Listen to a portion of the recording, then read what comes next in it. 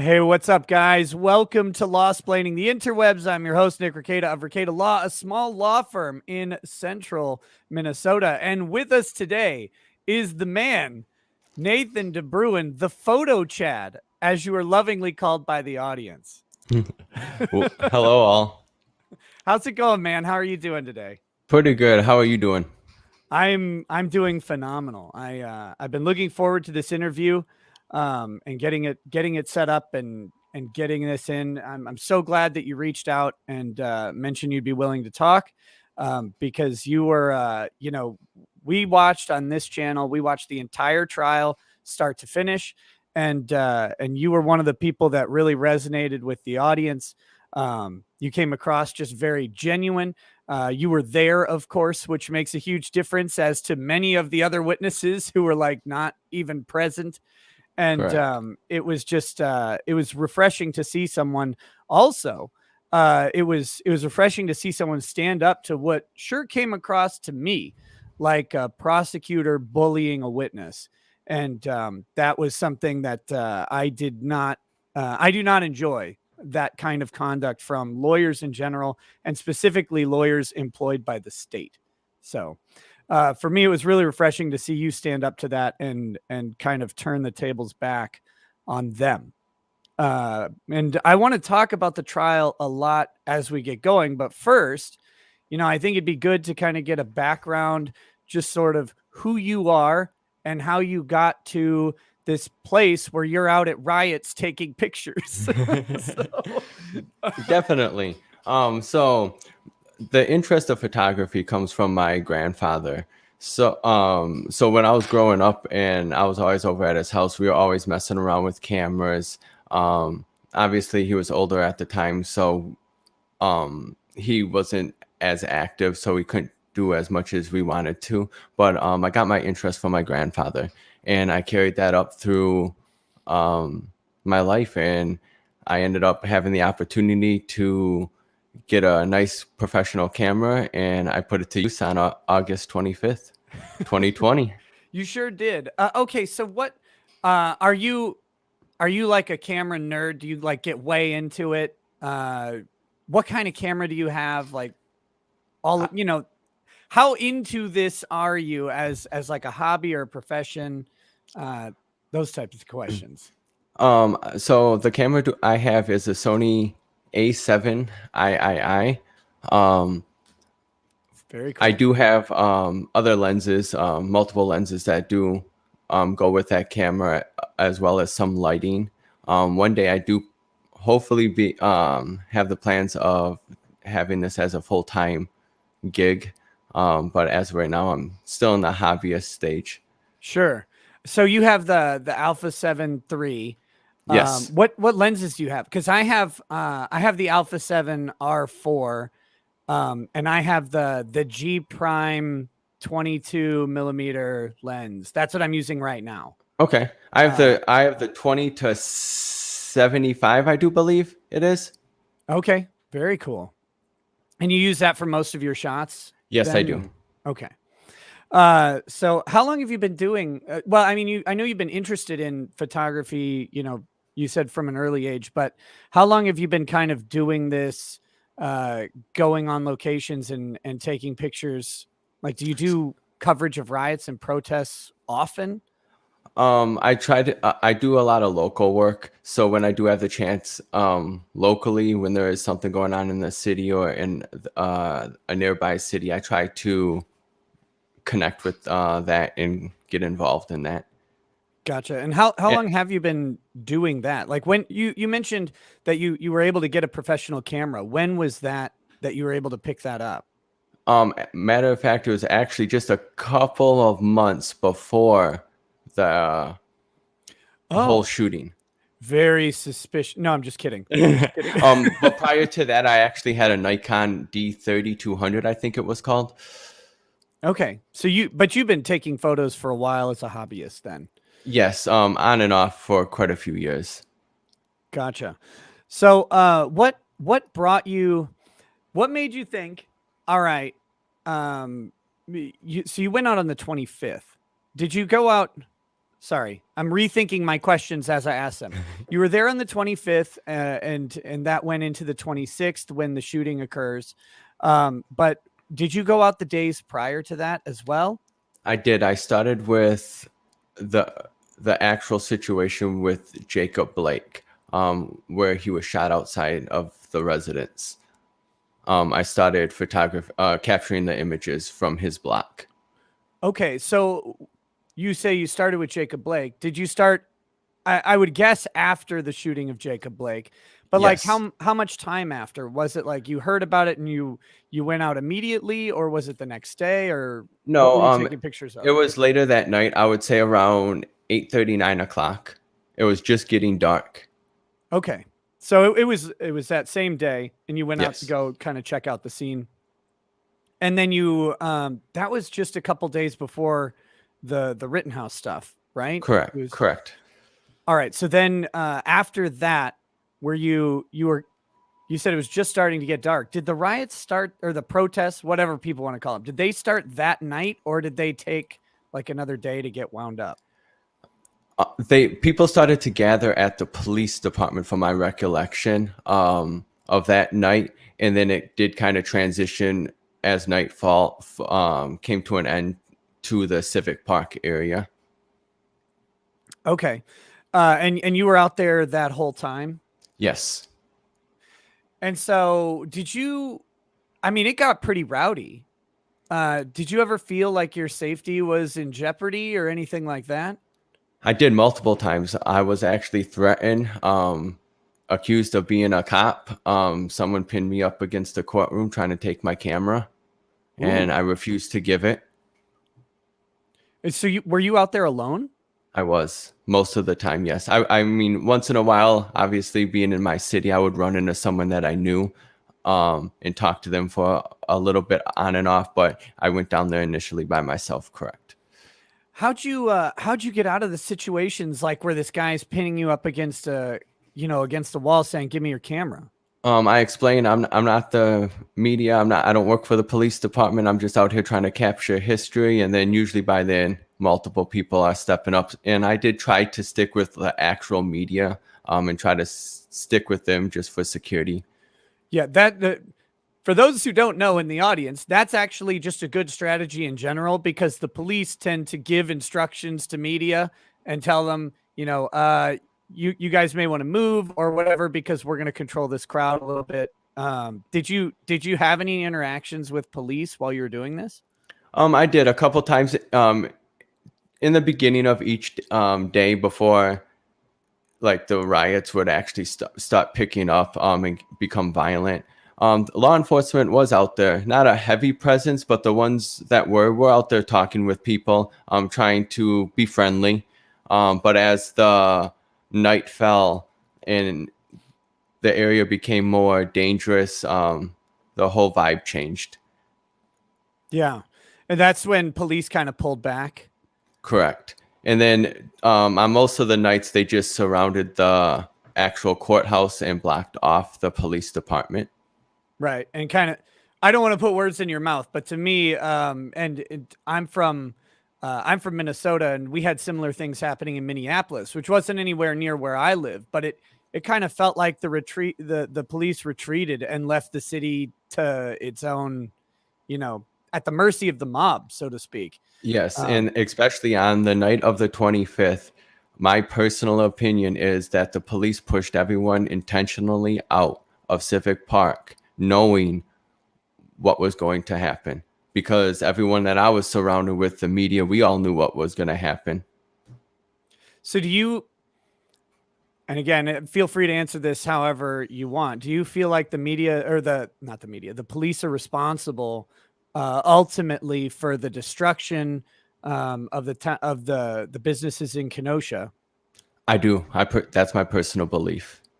Do you think that the police bear some responsibility for the deaths of Rosenbaum, Huber, and Gage, and the injury of Gage Grosquitz? I do, because ultimately, if the police didn't push everyone out of that park due to some curfew that they made up out of nowhere, I feel like this wouldn't have happened. Everyone was calm inside Civic Park, yes, there was some people obviously throwing stuff at the police here and there, but the majority of people were not out there causing destruction. Yeah, and in my experience watching from a distance, because I don't go to these things. You're way braver than me. You wouldn't catch me out at a protest for much of anything.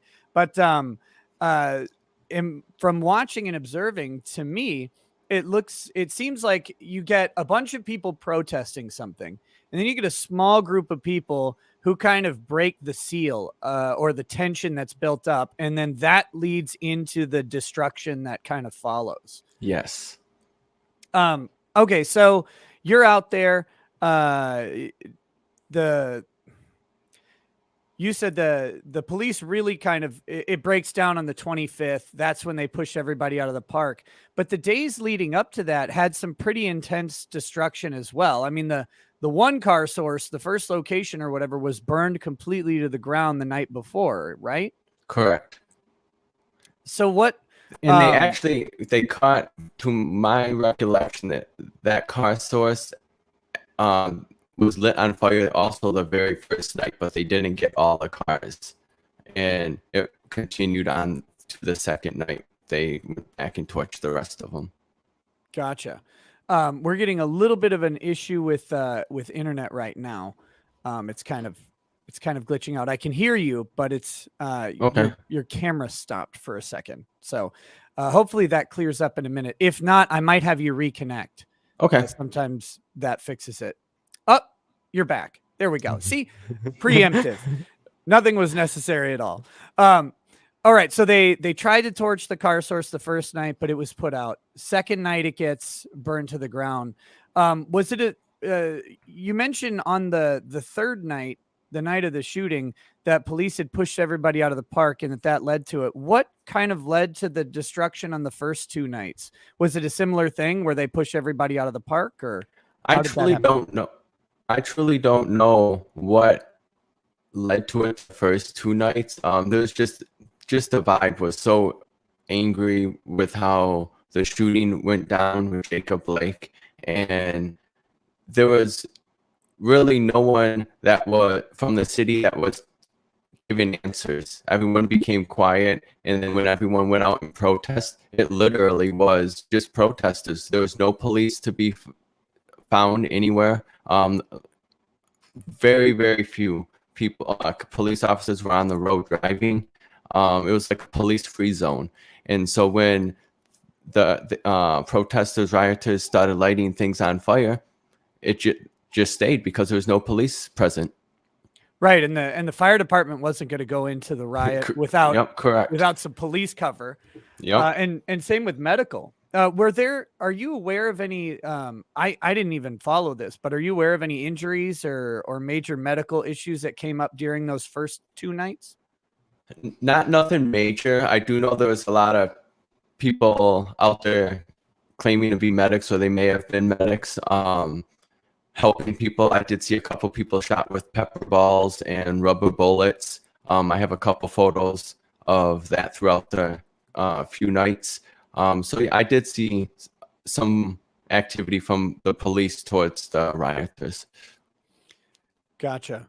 Can I have you disconnect, click that leave studio button and come right back in? Yeah, absolutely.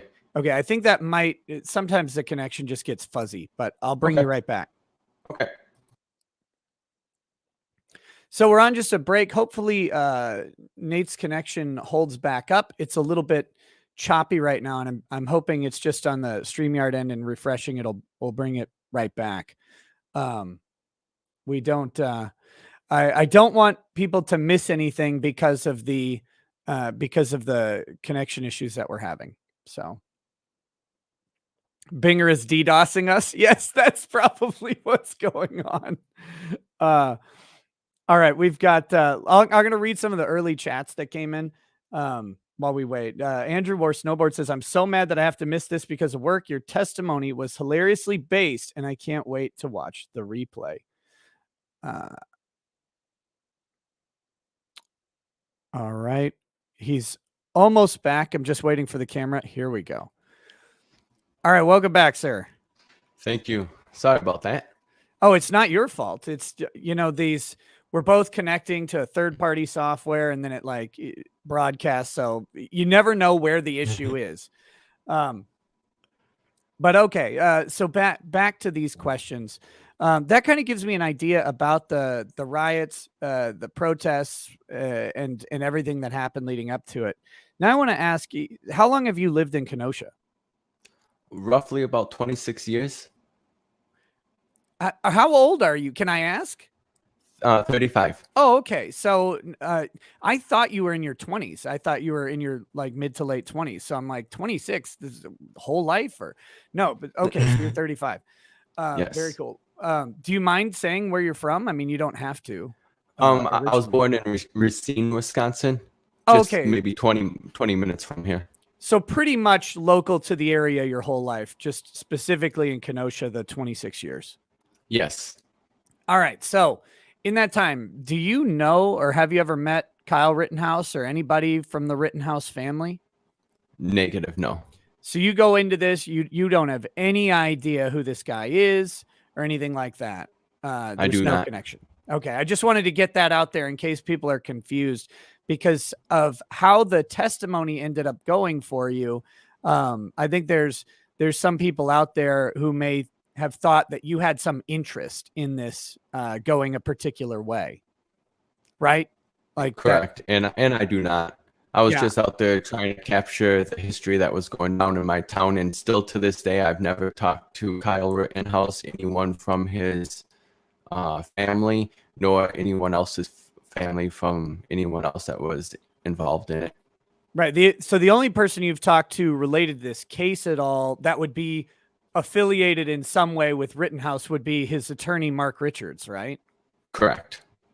And I do want to talk a little bit about those, but it might be better if we start talking about the testimony at the courthouse that you gave, which again is why we're doing this interview.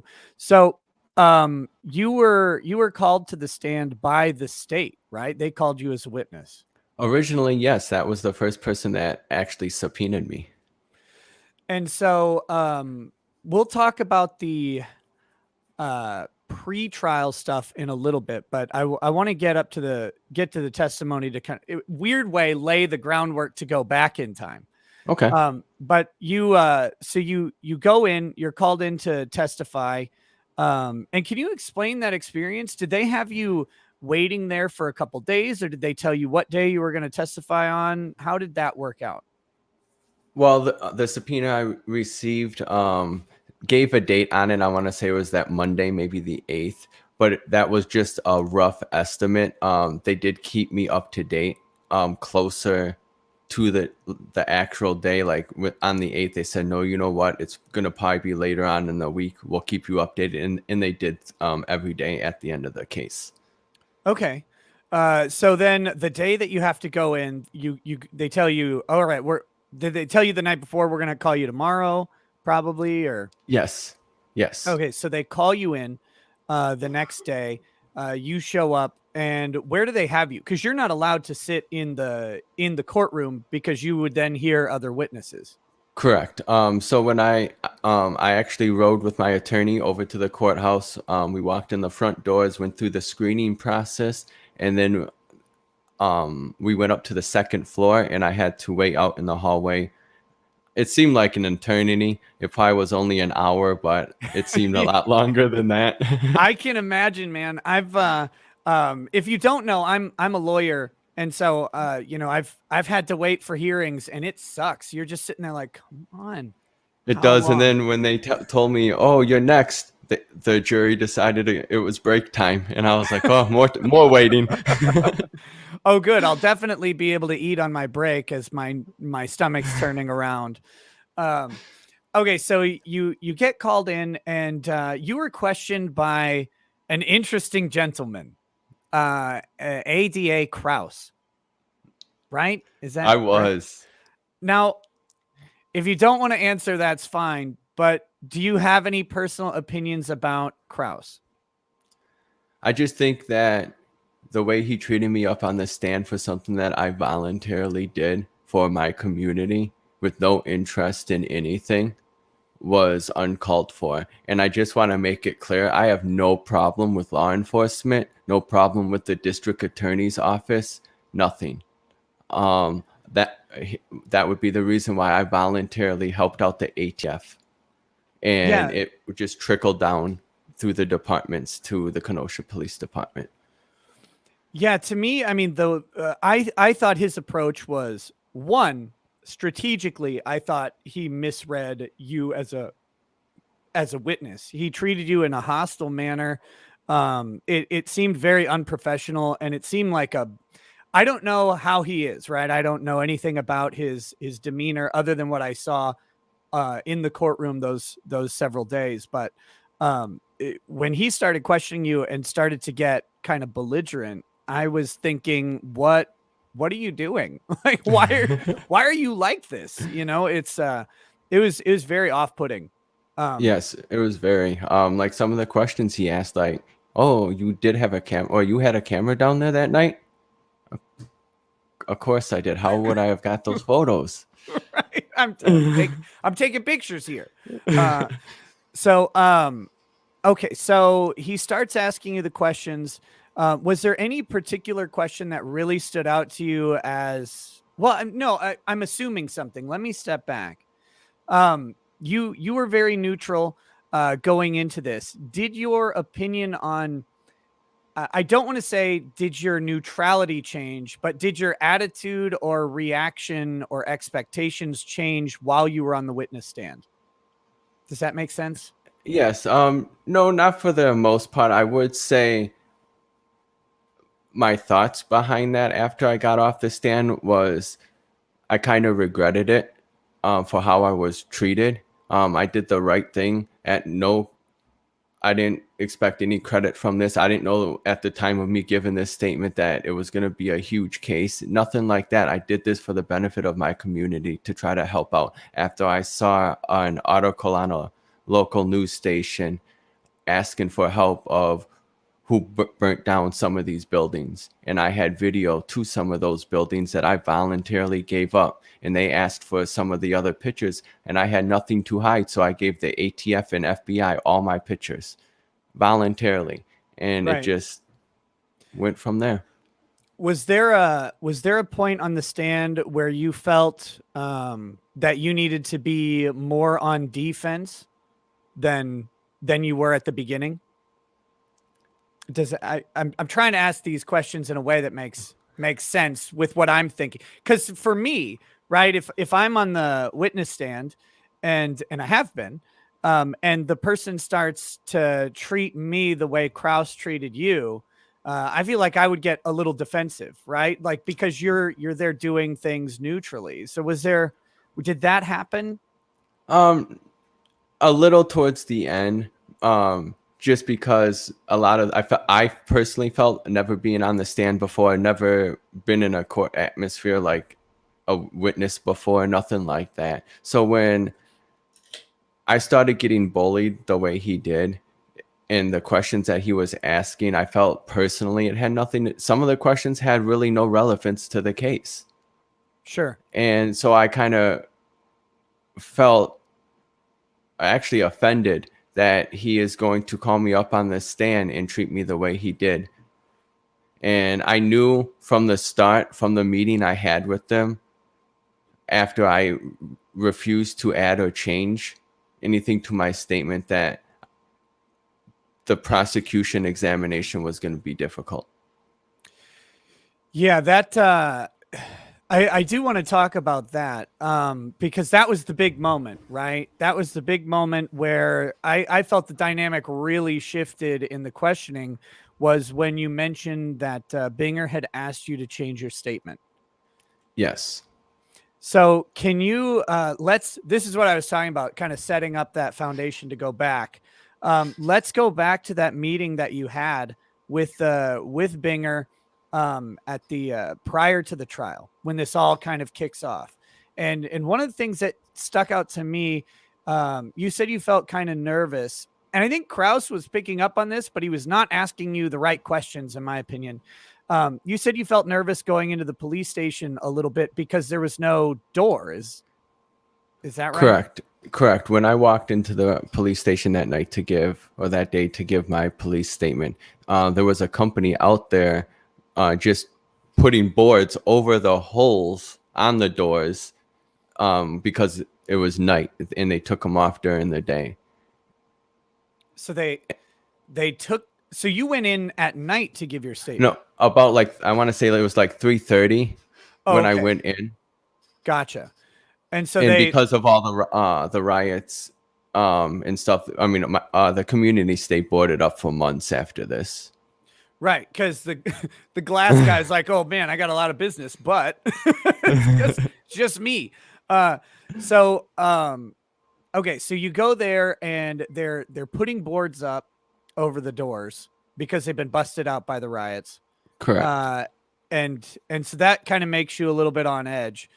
And at this time there was still people protesting, not to the extent where hundreds of people were outside the courthouse. It wasn't nothing like that, but there was still some Black Lives Matters people out there protesting. Sure. On the weekends and on some nights they had the get-togethers or things like that. Now, did you notice that it was more like just Black Lives Matter? Was it Black Lives Matter and Antifa type people? Like, what did you see in the makeup of the crowd? I, to be honest with you, don't know the differences between all these groups. I just know the Black Lives Matters were there. Like I said, I just try to get pictures and capture the history of it. I don't, for my safety, when I'm alone, I don't try to interact with a bunch of people. I think that's the smart move. Now, I am seeing in the chat some questions about like the radios and stuff in the background. Do you want to explain? Like, you're not at your place, right? I am not. I am actually at Kevin Mathewson's studio. Okay, and if I'm not mistaken, Kevin Mathewson is the Kenosha County Eye. He runs the Kenosha County Eye blog. Is that right? He does, yes. And Kraus, and I do want to make it clear again. I did not know Kevin prior to me talking to my attorney. I've never met him, never talked to him until the night I had that meeting with my attorney. And because that came up at trial, right? Kraus is like, well, why would you talk to this guy? And he happened to be there or something like that. Yes. When you went to meet with Richards, is that correct? Yes. Oh no, when I went to meet with my attorney, when I went to go retain my attorney, Terry Rose. Oh, okay, so that's when you met Mr. Mathewson. Yes, for the first time.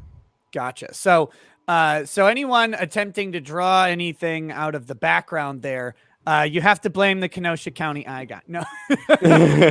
Yes, this is not my studio. As I've like I said, I was never prepared for this. I was never expecting this much attention. Nothing like that.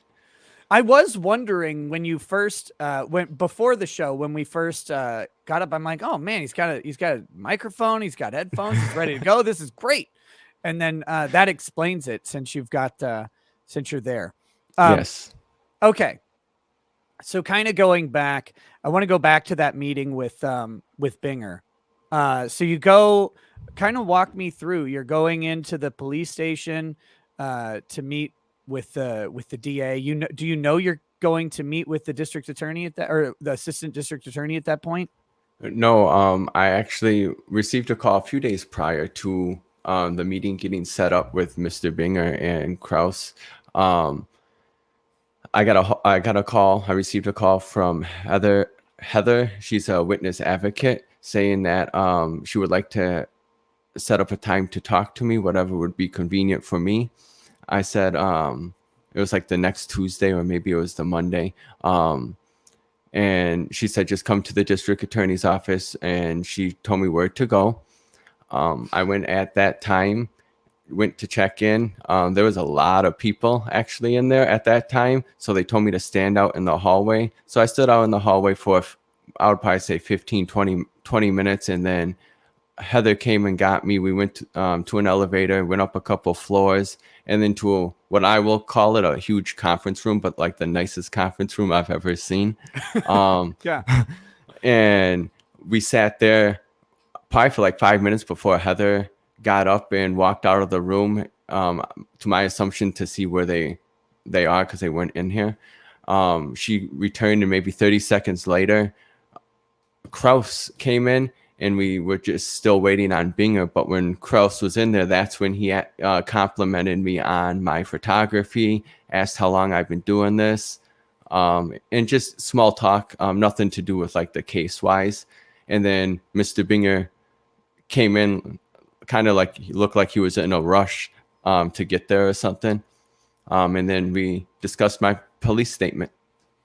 So, yeah, because Kraus kept bringing it up. We were very nice to you. We were very nice to you, weren't we? We had a nice meeting. It felt really weird to me. That was a strange sort of thing. Like he was trying to remind you how good they were to you when you went in to do this. Was that weird for you? Kind of, but not as weird. There was a phrase that was when Mr. Binger introduced himself to me. He said that I would be he would be working with me, or I would be working with him in another case coming up. So hopefully we can have a good partnership.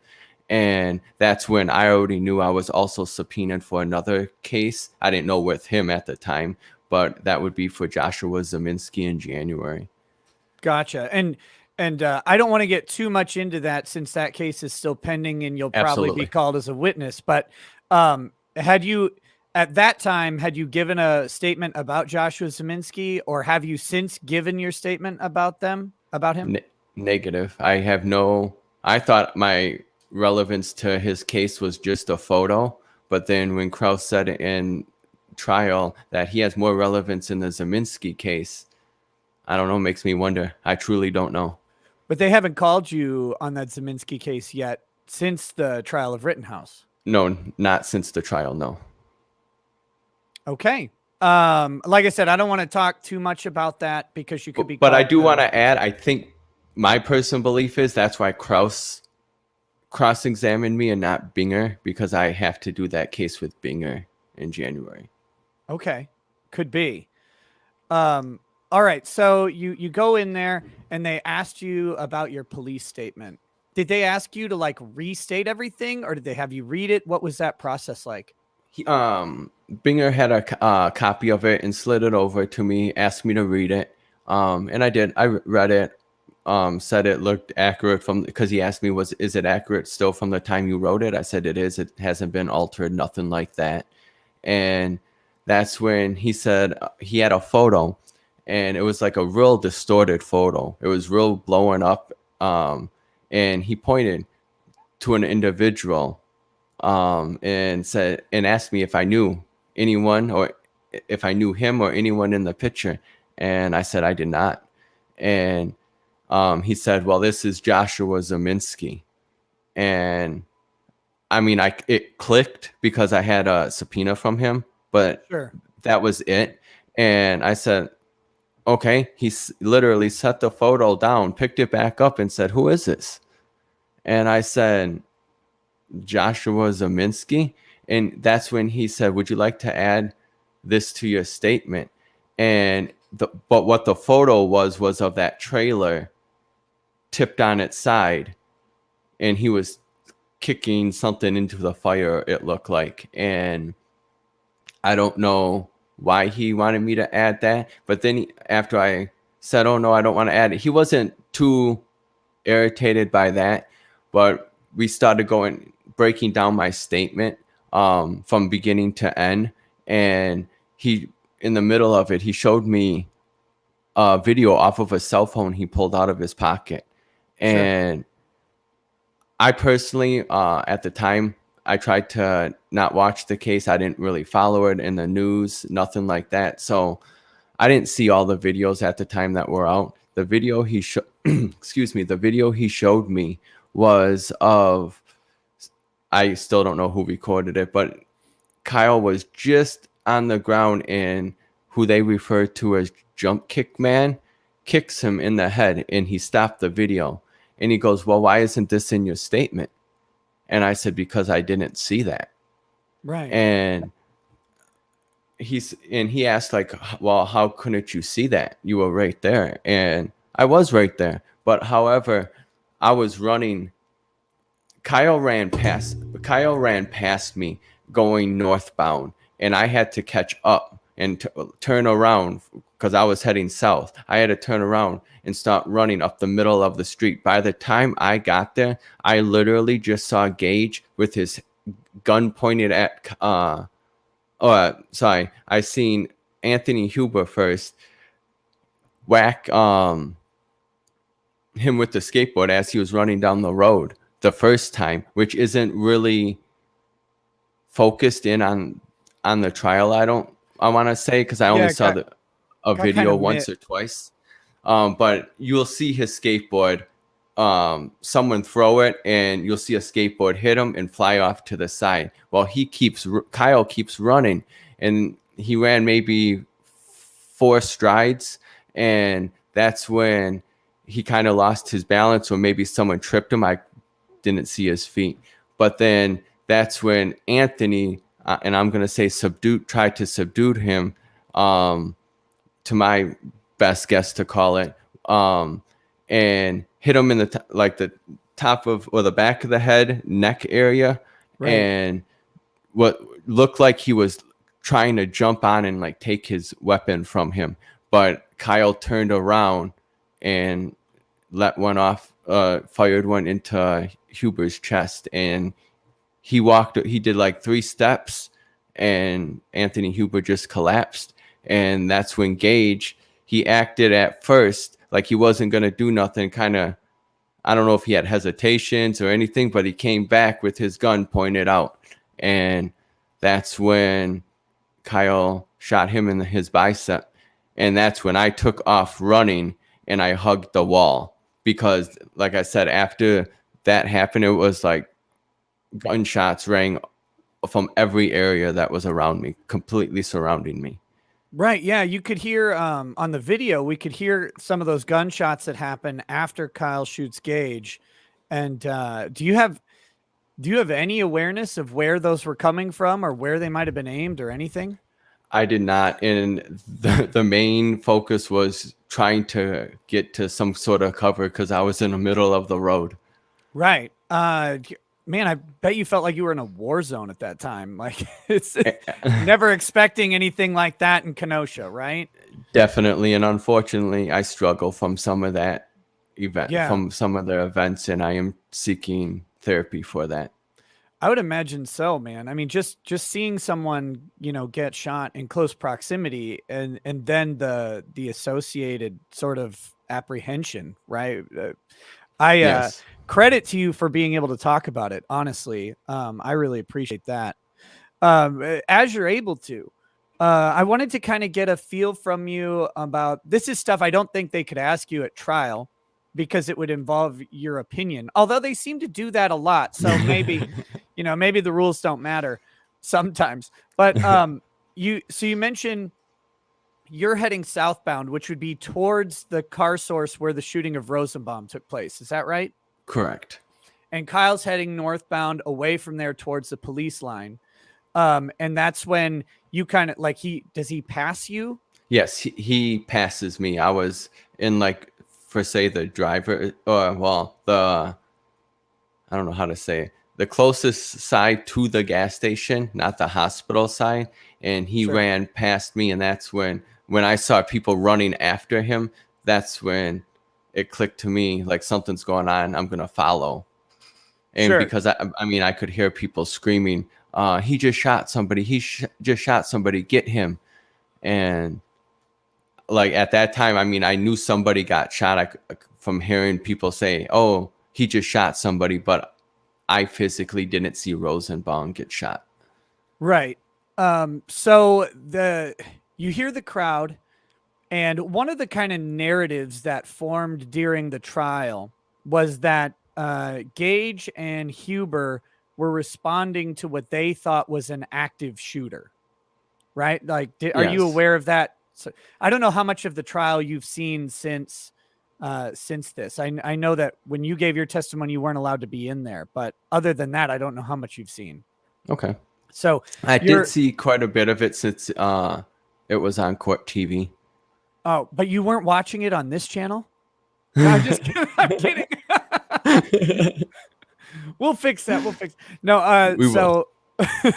so you're that narrative kind of forms up that Huber and Gage are like heroically going after a active shooter. Did you get that impression on the ground at all, or did you get a different impression or no impression? I got the impression of, just from what my interpretation of that whole situation was I saw Kyle running towards the police, and he did say something. I don't know his exact words, but my opinion, he was running towards the police to surrender or try to give up. And I did see him stop at the police car and talk. I don't know what was said because I was at a distance, but I did see him stop at a police car, which, I mean, to me, that's trying to surrender when you're talking to the police. Right. And so, prior to him getting to the police, so prior to him being knocked or falling, I shouldn't say he's knocked down, because I think he kind of lost his balance, like you said. Yes. Prior to him falling down, did you get any sort of threatening impression from Kyle? No, not from Kyle, but from the whole crowd that was following him. They were threatening him. Okay. So were you worried that the crowd was going to attack anybody other than, or actually, I shouldn't assume that. Did you think they were going to attack him if they got to him? Yes, personally, yes. Were you worried that anybody else was going to, did you feel in danger from the crowd at all? Or did you feel like it was all kind of focused on him? No, they were pretty focused on Kyle and nobody else. Okay. So back to that DA interview that you're doing with Krause and Binger. Okay. They ask you to review the statements. You're kind of going through it. They asked you about Zeminski, and then where we left off is he was asking you about Jump Kick Man, why you didn't say that Jump Kick Man, you didn't mention him, and yes, you're saying you didn't mention him because you didn't see it. I honestly didn't even know he got kicked by anybody until he showed me that video. And you've seen that video. Have you watched videos since then, or do you try and avoid that? I have watched some of the videos just because I personally felt when I was up on the stand, Krause bullied me and tried to make it seem like I wasn't as close as I was. And I still, to this day, I'm trying to track down the videos that have me in it to prove that. Gotcha. So you didn't see Jump Kick Man, and heck, if you blink, you miss it. Because, I mean, it's just a guy running up and then kind of running off. Literally, like the whole situation was done and over in maybe 2 seconds. Right. So what happens after he's asking you about Jump Kick Man? And he says, after he said, well, why didn't you see him? And I said, on my side I was in the middle of the crowd that was kind of running after Kyle. So, like I said, someone may have walked in front of me. I may have been checking on my sides to make sure I was safe. I don't exactly know why I didn't see him. Sure. But like I said, like you said, it happened really fast, and I didn't see it. And he kind of was frustrated by that. And he kept going on the same video. He hit play, let it play a little. He skipped over a few sections, but got to the exact point where Gage is holding his gun out at Kyle and said, you didn't see this? And I did, but I wasn't. How he wanted it, how he explained it to me is, I'm adding something to my statement. And when you tell me, I have no law degree, I don't know how the law works, but I was told by numerous people, don't change your statement. And so when when I go in there and he asks me, oh, do you want to add this to your statement or do you want to change this to your statement? I'm taking that literally, and I don't want to cause any legal trouble for me. So I just answer the questions how I interpret them. Yeah, no, you made the right decision, because if you change your statement, then they'll ask you about the initial statement and why you changed it. And then Yeah, and I didn't want to be less credible up on the stand because and this is my opinion, and this is something that I heard outside the courtroom while I was waiting to be called on the stand. While I was in the courtroom, an attorney, I don't remember his name, but he's from Los Angeles, came up to me and said, think long and hard if you said to Detective Howard that Gage had a gun. And he says, because it was on a recording that you said that. I don't know for a fact. I can't recall, but I could have sworn I did say in that statement to Detective Howard that he had a gun. But apparently I'm going to go with what my statement says. But it just, when that attorney came to me in the hallway and said that to me, it kind of like brought my memory back up. Like, you know what? I did think for a second I did mention that, but maybe I didn't because it was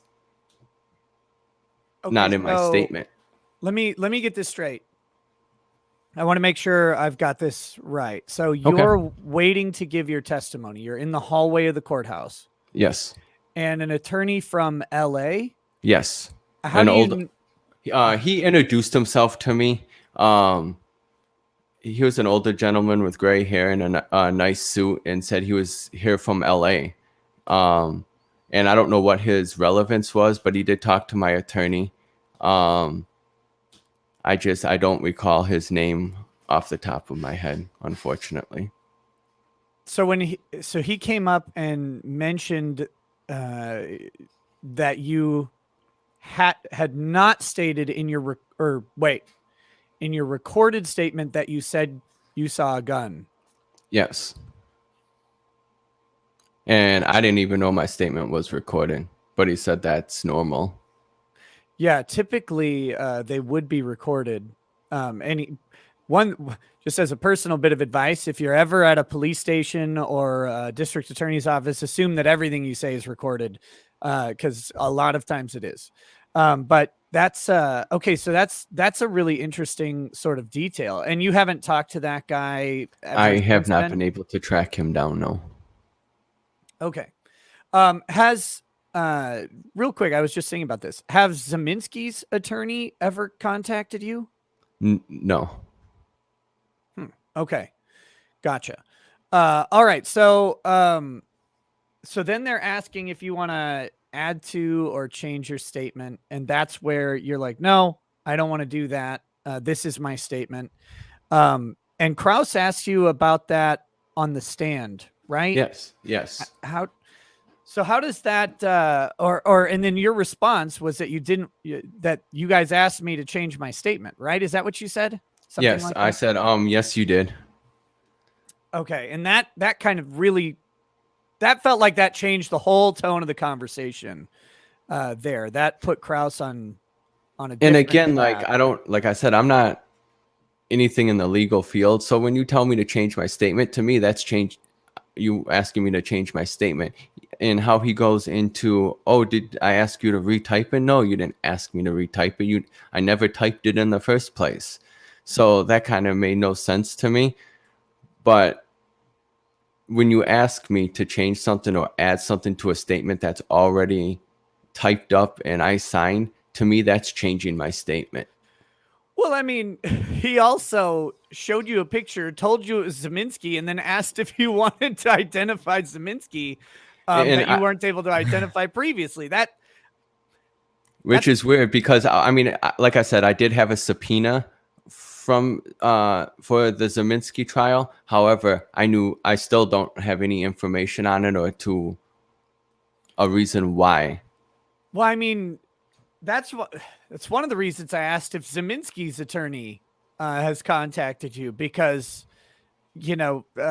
that's something rather incredible to me, that he did that. Is it's that seems, I won't say. I would not have conducted myself in that manner as a district attorney or an associate or assistant district attorney, is what I will say. That's very surprising to me. Or maybe it shouldn't be at this point. I don't know. Okay, so you go on. You kind of changed the tone in the courtroom by talking about how you don't want to change your statement. And then what happened from there, from your perspective? Like, how did it progress? Majority, I want to make this clear. Majority, like 99% of the conversation was just me and Binger. Other people, Kraus and Heather were in the room, but Heather was typing on her computer and Kraus was just kind of listening. Kraus really didn't ask me much in there, or even talk to me in general. So it was Mr. Binger. So after I didn't want to add anything to my statement, the few times that he asked me to or change my statement, he got frustrated, and Binger kind of went straight to, well, there's nothing he can help us with. And he looked at Kraus and says, is there anything you want to ask him with? Ask him? And he says, nope, that was it. And then he looked at me and said, I'm sure Mark Richards is going to love to subpoena you. And so you'll probably be hearing from him shortly. And literally that night I was subpoenaed for Mark Richards. So I don't know how all that worked, but I just found that very odd. So Heather is the victim advocate or witness advocate. Correct. But you said she was in the room, but she was kind of typing. Yes. Did she, at any point during the conversation, did she say anything or kind of, okay. So gotcha. I don't know this person. I don't even know what her whole point of why she was there. I don't know what her role does, but she didn't say nothing the whole time she was here. And I mean, she walked me to the room and walked me out of the room and back to where I needed to be, but that was it. Gotcha. So then you get subpoenaed by Mark Richards like the next day, you said? No, it was that night. Or that literally night. That night. Gotcha. Now, do you go talk to Richards prior to hiring an attorney? Or do you hire your attorney first? No, I did talk to Mr. Richards because I called because his subpoena looked way different than the one from the state. And there was an actual, like, the subpoena was on the first page, and then there was like a whole letter like typed out to me, but it just gave me dates and times. And I just kind of wanted to know why I was being subpoenaed. So I called him and I talked to his receptionist, and shortly after, he said Mark Richards was going to give me a call back, and he did later on, and asked me or told me that he'd rather not talk over the phone. If we could do this in person, I could come to his office. And I want to say I set it up the very next day or the day 2 days after. It was a very short time in between. And then when I went down to Mr. Richards' office, it was a whole different atmosphere. I felt way more comfortable there. The questions, like when I walked in, he asked me to review my statement, and I said it was still refreshed in my memory because I just read it. I want to say it was the night before. And I said, he started asking me if there's like anything that I recall, and I said not too much. But then when he started playing videos, like, I don't know what it did. It like triggered to put me back into that night, into that situation. And I was literally saying, I was like, he's about to say this. And then it played on the TV. And when I said those things, he's like, oh, I didn't know you knew that. I didn't know I knew that till like it kind of was like being refreshed in my mind, but I still said it before it appeared on TV. And sure. It's like when you're trying to think of the words to a song and you can't do it, but if you hear the song playing on the radio, you could think of them just a little bit ahead. Correct. Yeah. Okay. Correct. And when I did state some things that seemed interesting or that he could use or whatever, however you want to put it, he asked if it was all right if he could take notes.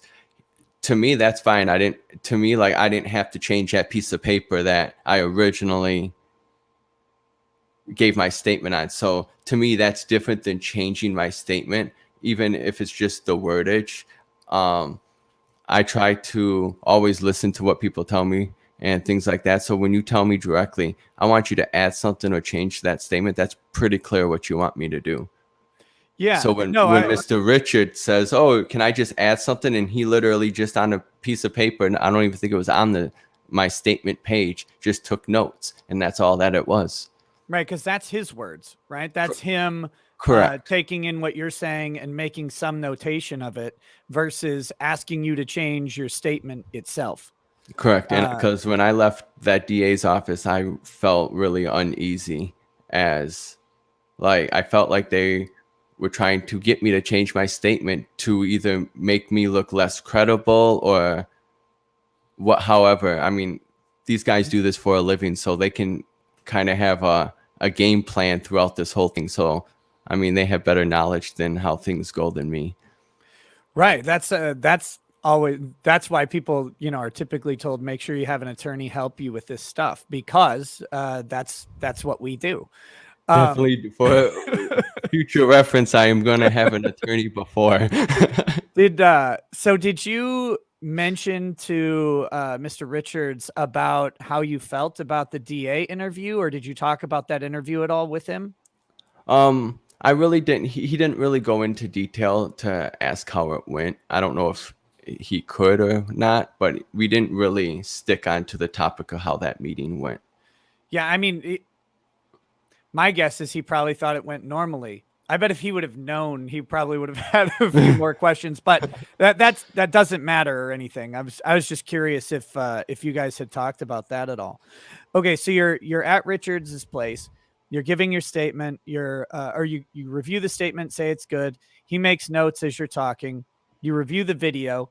Anything else about that sort of stick out to you? Anything else about that experience with Richards's office? I just felt that it was really professional. Like I didn't feel like he was trying to get words out of my mouth like I did at the district attorney's office. He just let me talk, and he did his thing to what he does. And I left with a good feeling leaving his office.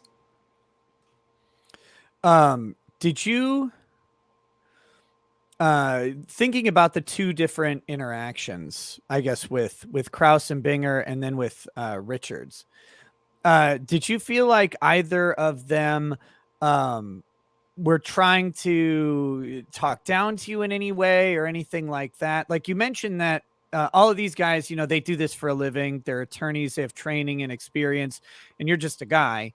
Did you feel ever throughout that encounter that they were treating you like you weren't competent or anything like that, or was it all pretty cordial the whole way? In the meetings, I didn't feel like that. But when Krause got me up on the stand, I felt like he was trying to talk to me like I was an idiot. Did you think he was trying to take advantage of you? Yes. Yeah, because that's the impression that I got while you were on the stand. And again, I think he made a lot of miscalculations. Ooh, I had a joke I shouldn't say. So I have to catch myself sometimes. No, I think he made a lot of miscalculations while you were on the stand. So I was curious if that bled over into those initial interviews and meetings.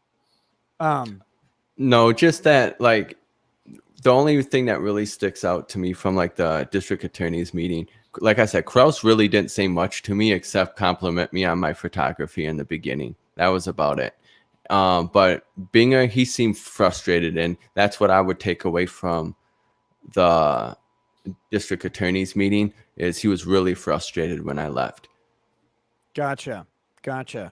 How did Krause seems really easy to identify frustration with, right? He gets visibly upset And that happened a couple times during the trial. I With do Binger, wanna yeah, go ahead. let you know, well, not let you know, but like say that when I was on the stand and we went to I don't know, the first break or whatever, when Richards was done examining me, I think the jury had to take a break or the judge called them out. Well, there was like a little break right after I started talking to after the examination with Richards, before Kraus got on the thing. I do know there was a little not altercation, but a couple verbal things that were said between Kraus and Kevin Mathewson. And I don't know if that is what triggered Kraus to come after me, but Okay. I do know Kraus said some pretty I don't know what's the word I want to use, talking down to Kevin. Okay, so Kraus has done his examination. Then No, Richards, Richards did his examination and then we went on a break, and that's when that altercation happened before right? Kraus. But so the, and correct me if I'm wrong, because you seem to have a very good memory. But Kraus went first, then Richards, then Kraus comes back, right? Is that No, how that Richards goes? went first. Richard. Okay, so Richards called you to the Yes. witness stand. All right. Yes. Gotcha. My brain switched those two okay, so Richards asked you questions first, and then Kraus gets up and but between those two things, he talks to Mr. Mathewson. Yes. He walks past him and just talked down to him in a couple of different phrases. Okay. So then I want to talk to you about your Kevin. Is it Kevin Mathewson? I'm bad with Yes. names. Okay, Kevin Mathewson. I want to talk about your kind of like now you're in his studio. Yes. I want to talk about that in just a minute. But that was one of the things that Kraus mentioned during his questioning of you is that you had talked to this guy who's been very critical of his office. Is that I don't talk to Kevin about those types of things. I keep it on more of a friendship level than a business. sure? But I was just curious if did you remember Kraus saying that while you were being questioned? Saying what? What was that? Sorry. So Kraus, I think it might have been during an objection, mentioned that you had talked to a blogger or something that A had been gossip blogger. that had been very critical of their office. I did the night of my attorney, retaining my attorney. Well, after I retained my attorney, he asked if he could give me, or if I could give him an interview, and I said, yeah. I said, I've never done this before. Like I said, it was brand new to me. I didn't think anything of this. Like this was brand new to me. I said, yeah, I'll do an interview with you. And that's all that it was. I answered the questions truthfully and said what I needed to say. And apparently he didn't like that. Well, it just kind of that was a fact that we saw, right? We saw him ask those questions of you, or I can't remember if it was during a question or if he was arguing with the judge during an objection. But then putting that together with there being an interaction between Kraus and Mathewson in the break time, that kind of makes that a little bit more interesting. It gives some context. And back to when you were saying when Kraus was treating me like that, that's kind of what I was thinking. I'm like, oh, it probably has to do with this situation and his anger towards Kevin, and he's just going to try to make me look like an idiot to get even. Right. So, okay. So let's talk about Kevin just a little bit. Okay. So you go to hire your attorney after you've given statements to both attorneys, right? Yes. Both Richards and Binger. Yes. And then you go to hire your attorney and you meet Kevin while you're hiring your attorney. Is that correct? Yes. He Okay, was in the office area of it. Gotcha. So when you say he was in the office area, he's in the attorney's office, or the attorney's in a building that has like I don't know, like a No, business like he was center? in like a lobby area. He wasn't like when I was retaining my attorney. He was not like right there. Sure. So was he there, if you can say, was he there to see the same attorney as you, or was he That there for some other reason? I don't exactly know. Gotcha.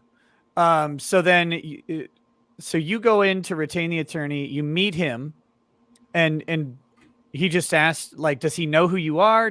How does that work? Yes, I do believe, from my understanding, that Terry Rose and Kevin do know each other. I don't know how well, so I don't know if he was just there generally talking to him or whatnot. But Sure. um, I do know they do know each other, and I'm sure he knew who I was. Gotcha. Gotcha. So then he asked you for an interview, and you're like, sure, whatever. Sounds good. Yes, Do you remember when you gave that interview? Roughly. You don't have to have the exact date or anything. I do not know. Okay, but it was before the trial, right? Yeah. Oh, yeah. It was the night that I returned the night that I retained my attorney. So it would have been probably Oh, like oh, so you yeah, did it like right then, like you're like, oh, after hey, I walked out of the office. gotcha. Okay, that's helping me put things together. Um, okay, so then since then, so you give the one interview. I mean, now you're in his studio, but between the interview and the trial, did you have more conversations with Kevin? Like, did you get to know him or Honestly, no. I think I had one or two conversations between them since then. Oh, excuse me. But then I told him, or he saw on my page, that I was going to be doing an interview, and he offered for me to use his studio. And I said that would be great because I don't have none of this equipment. okay, very, very cool. Yeah, because it's it's interesting because Kraus on the stand, of course, tried to make it almost seem like you talking to this guy was some big explosive thing. And I guess I could kind of get that impression if you had like an ongoing friendship or whatever with him leading up to the trial. But it sounds like you basically just had the one interview with him, Correct. and that's about it. I actually, actually, during the time of the unrest, I actually took a picture, and I never even knew until I saw Kevin in my attorney's office that it was actually him. There was like a little debating going on down in Civic Park on one day, and I took a picture of the two gentlemen, and it looked like a referee kind of in the middle of it all. And one of those gentlemen was Kevin Mathewson. I never even knew that until the day of when I met him at my attorney's office. I never even Gotcha. knew that. And I said, you know what? You look familiar. And I went through my photos, and I actually just brought him a printout of it today. Oh, very cool. So that's completely unrelated to this instance, right? That's just something else you're photographing. Yeah, correct. So, you seem to have a pretty good memory. Is that something? I With mean, with details, I do, yes. okay. Have you always had a good memory? Is it something you work on? Um, I don't know. It's just something I was gifted with. It is a gift because you're like even on the stand, we were noticing while watching. It's like this guy knows like you're on it with facts and details of what was going on. It was actually really cool to watch, and that's I think part of why we were thinking that that Kraus had really underestimated who he was talking to is how it felt like. It's almost like he would think that you didn't know what was happening. Um, do you have any? Did you get that impression that at all while he was examining you that he thought you wouldn't remember things or that he could trip you up? Yes, I personally felt he thought he could trip me up. And I do know I talk with like a speech impediment and stuff like that, but I am very smart when it comes to details. And I think with him and his experience, obviously doing this as a living, he knew that. And I think he thought he could capitalize on that. Yeah. So okay, you brought up your speech impediment, which anybody listening can hear a little bit of a speech impediment. Is that something that you've worked on through your whole life, or is that I've never seeked like any counseling or nothing for it, but I do notice it. Gotcha. And do you think that played into how they treated you? I do. Well, the district attorney side, yes. Right. But Richards, you didn't get that impression at all from him. No. When you went to Mark Richards' office, what was it just him and you, or was there someone else in the room or anything no, like there that? was a private investigator by the name of You have notes? Oh I my do. goodness. By the name of Rick. Okay. So I did have and that's actually the guy who also dropped off the subpoena at my house. Right. Yeah, that makes sense. Yes. So he serves you with the subpoena, then he's there. Did Yeah, you have any? He's go from ahead. the Wisconsin Investigative Services, LLC. Did you have any other discussions with Rick, or he was just there for your talk with Richards? I think Rick told me one time that he saw some of my photos and he told me they were good work. Okay, gotcha. But that was about it. It had nothing to really do with the case. Let's see. Trying to think what else I'm trying to get at. I right now, that's most of what I wanted to talk about with the event. Since this event, you have opened up, or I don't know, did you already have open your webpage? No, I did not. And that's kind of funny. I only opened it because I received, I would say, a dozen emails along the lines of, Kraus gave you a lot of publicity. I would like to purchase photos from you. And Yeah. with that, I said, I received more and more emails, and I decided to try to get up the photos the best way I could onto a website that had to do with the Kyle Rittenhouse trial, and I did since then add some other photos.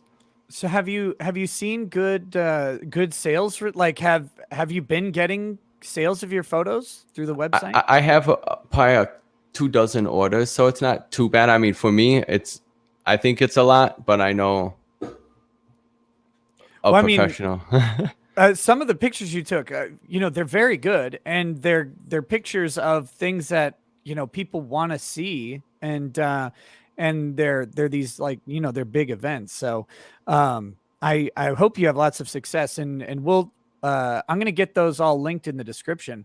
What I want to do now is, one of the other lawyer panelists who was on with me is waiting in the waiting room, so I want to bring her on so she can talk. Is that cool? Yeah, that is perfectly fine. All right. So this is Alita. She goes by Legal Bites on YouTube here. Hi. Hello. So nice to meet you. Nice to meet you too. I feel so starstruck. I'm like, wow, this is like one of my favorite characters in like this amazing, I don't know, like it's like a legal version of Real Housewives, you know? This is awesome. No, you were definitely one of my favorite witnesses on the stand. So I'm very, very happy to virtually meet you. And I think that what I found most compelling about your testimony was, I know you guys were talking about it earlier, but when Kraus was cross-examining you and sort of grilling you on this idea that they were asking you to change your testimony, and you were like, yes, you were. They were like, no, we weren't. And you were like, yes, you were. It just completely blew open anything that they were trying to show with I mean, just overall their case. It's a terrible day when the prosecution, when their own credibility is at question. And I think that, like, your testimony was especially, I think, crucial for that. And I think that takes a lot of guts to be able to go up to the stand and with as much pressure as he put on you to say, no, actually, you were being a dirtbag. Yeah, I was definitely terrified. Yeah, I mean, but you stuck to it, and that is more than I think a lot of people would be able to say in your shoes. And I really wanted to at least take a chance to sort of thank you for doing that, for standing up to bullies, and for being willing to stick to what you thought was right. Thank you very much. And I do believe you are actually the one that actually asked. I saw a video where you said, "Oh, I wonder what the judge is ordering," and because he had that Christmas catalog, Yeah. macadamia nuts. That's what he was ordering. And it is the judge. I don't know what you call the person, but the person that does all the typing, like that's right in front of the stand. It's her child. So you guys were right. There you go. There you go.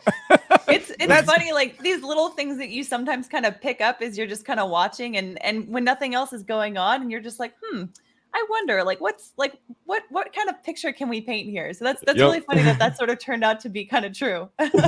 Oh my gosh. The fact that you remember that again is beyond me. I didn't even remember. I mean, I vaguely remember him having that catalog, and like someone sent me an email. Someone sent me like a PDF of the catalog. Like, if you want to order, you can. But, oh my goodness. I know. Get like 100,000 people to order from this kid's catalog. Can you imagine? They're like whatever. I remember selling those things in junior high, and like when I was in junior high, it was like the number one thing that you could get if you sold a certain number of magazines or whatever was like a scooter, like a Razor scooter or something like that. And like, because I can imagine like after that they'd get like 10,000 of them. Yeah, we could get like a Walkman or a Discman eventually, and it was like, oh yeah, but it was a struggle to get like 40 orders in because you're a kid and you don't know anybody. Yeah. Oh my gosh. And it's different than Girl Scout cookies. I can tell you from personal experience because I sold those too. And in junior high, those are super easy to sell. You just walk around with a bunch of cases of boxes of cookies, and people want to buy them from you. So, yeah. But, Nate, do you like Girl Scout cookies? I do. What's your favorite kind? Thin Mint. Yeah, of course. Yes. That's the correct answer. That is the correct answer. Miss me with these Samoas or samosas or whatever they're called. I don't want that nonsense. Just Thin Mints all day. Yeah. I love to put them in the freezer. Yes. Ooh. That's the best. Or you can buy the ice cream these days with the the Thin Mint mixed in. Yes, I have tried it quite a bit. It's good. It's good stuff. It's good stuff. Well, Alita, did I miss anything in this interview? I mean, I thought I did okay. I think you did great. To be honest, I wasn't able to catch all of it, but I think that you were really going through, I mean, all of the events of that night from what I saw. I just wanted to jump in just so that I could give my own accolades, really. Well, I do want to know, Nate, if you could talk about kind of how things have progressed after the trial. I mean, it hasn't been, I mean, it wasn't that long ago. It's only been a couple weeks, but you've opened up basically an online store, which is great because you said you want to be able to do this professionally. And first step, of course, is having a place where people can engage that. Yes. But what else has changed, like around Kenosha? Not necessarily relating to you, but what's the response been in the community to this not guilty verdict?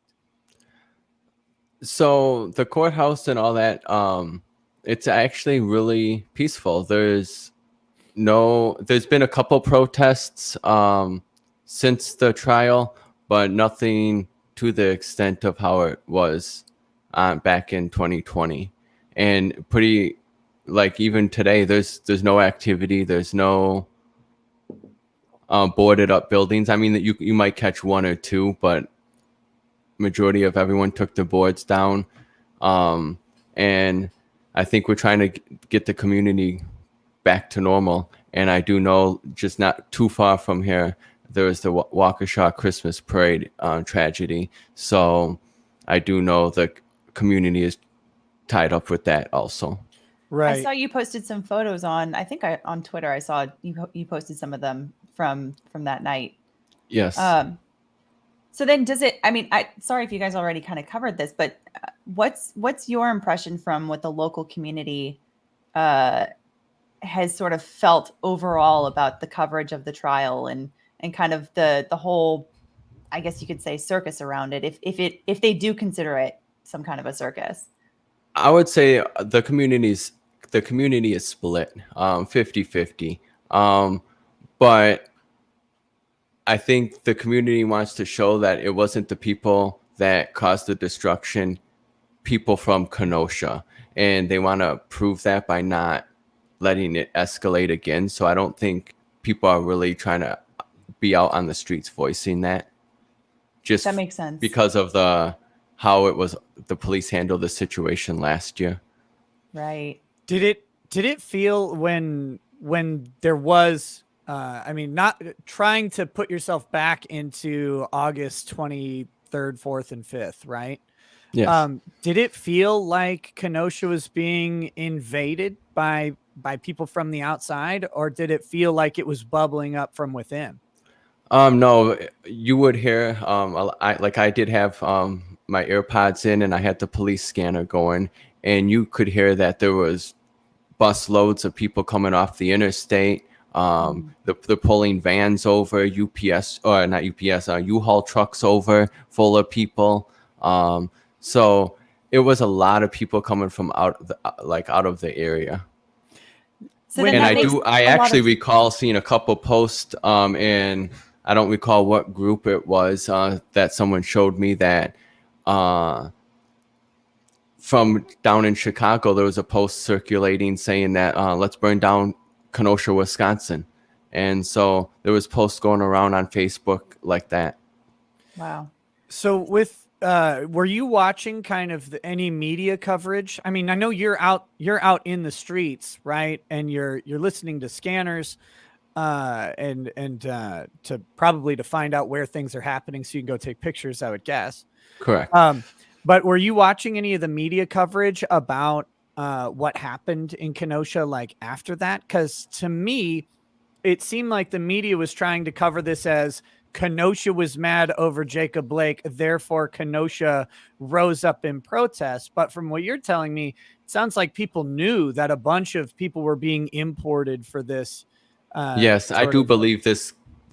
The whole situation became a big political agenda for whoever, but it's clear that the people from our community, the people that live in Kenosha, Wisconsin, are not the ones that burn down the community.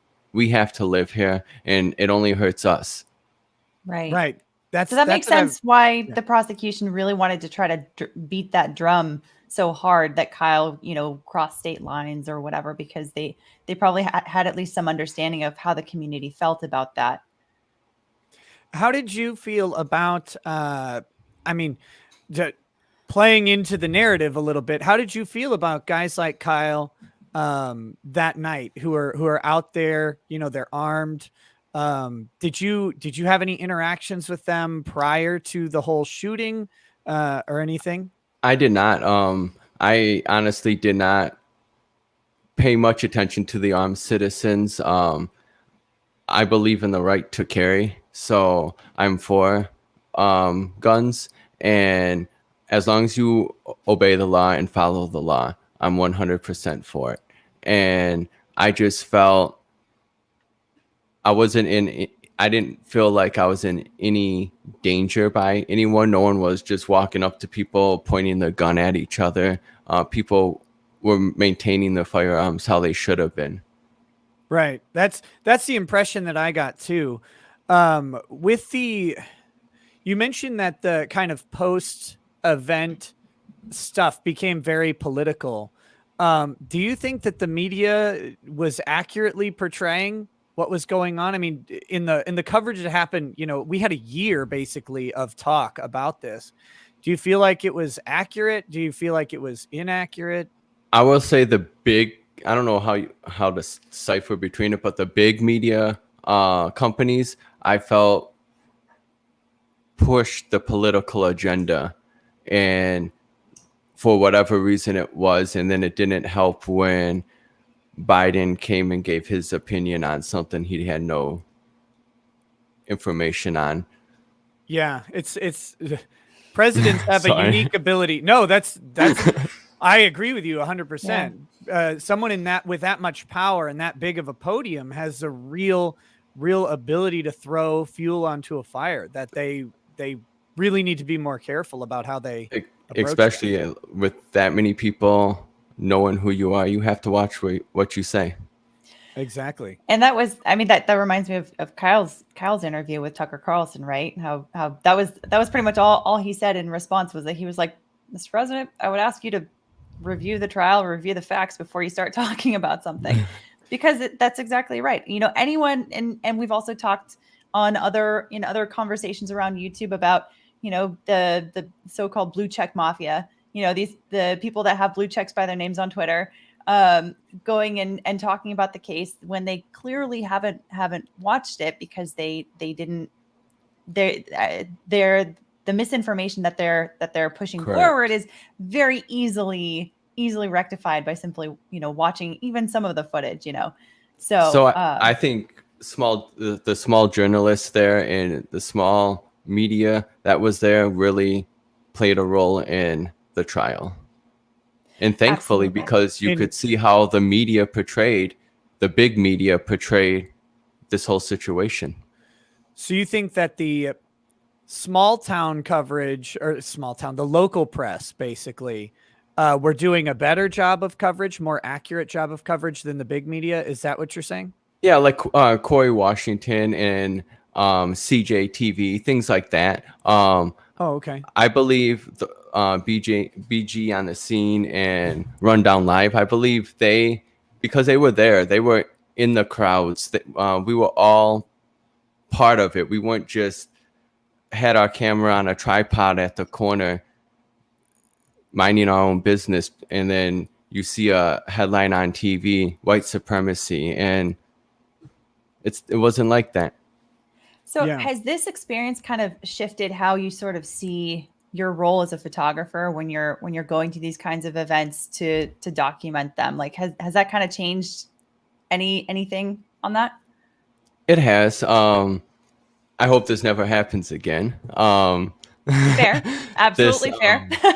But it's not going to, I still want to do photography. I still want to be out capturing things that matter, and to be able to tell what I see through when I look and take a picture. I would like to be able to tell a story through that photo, and that's what I enjoy doing, and I will continue to do that.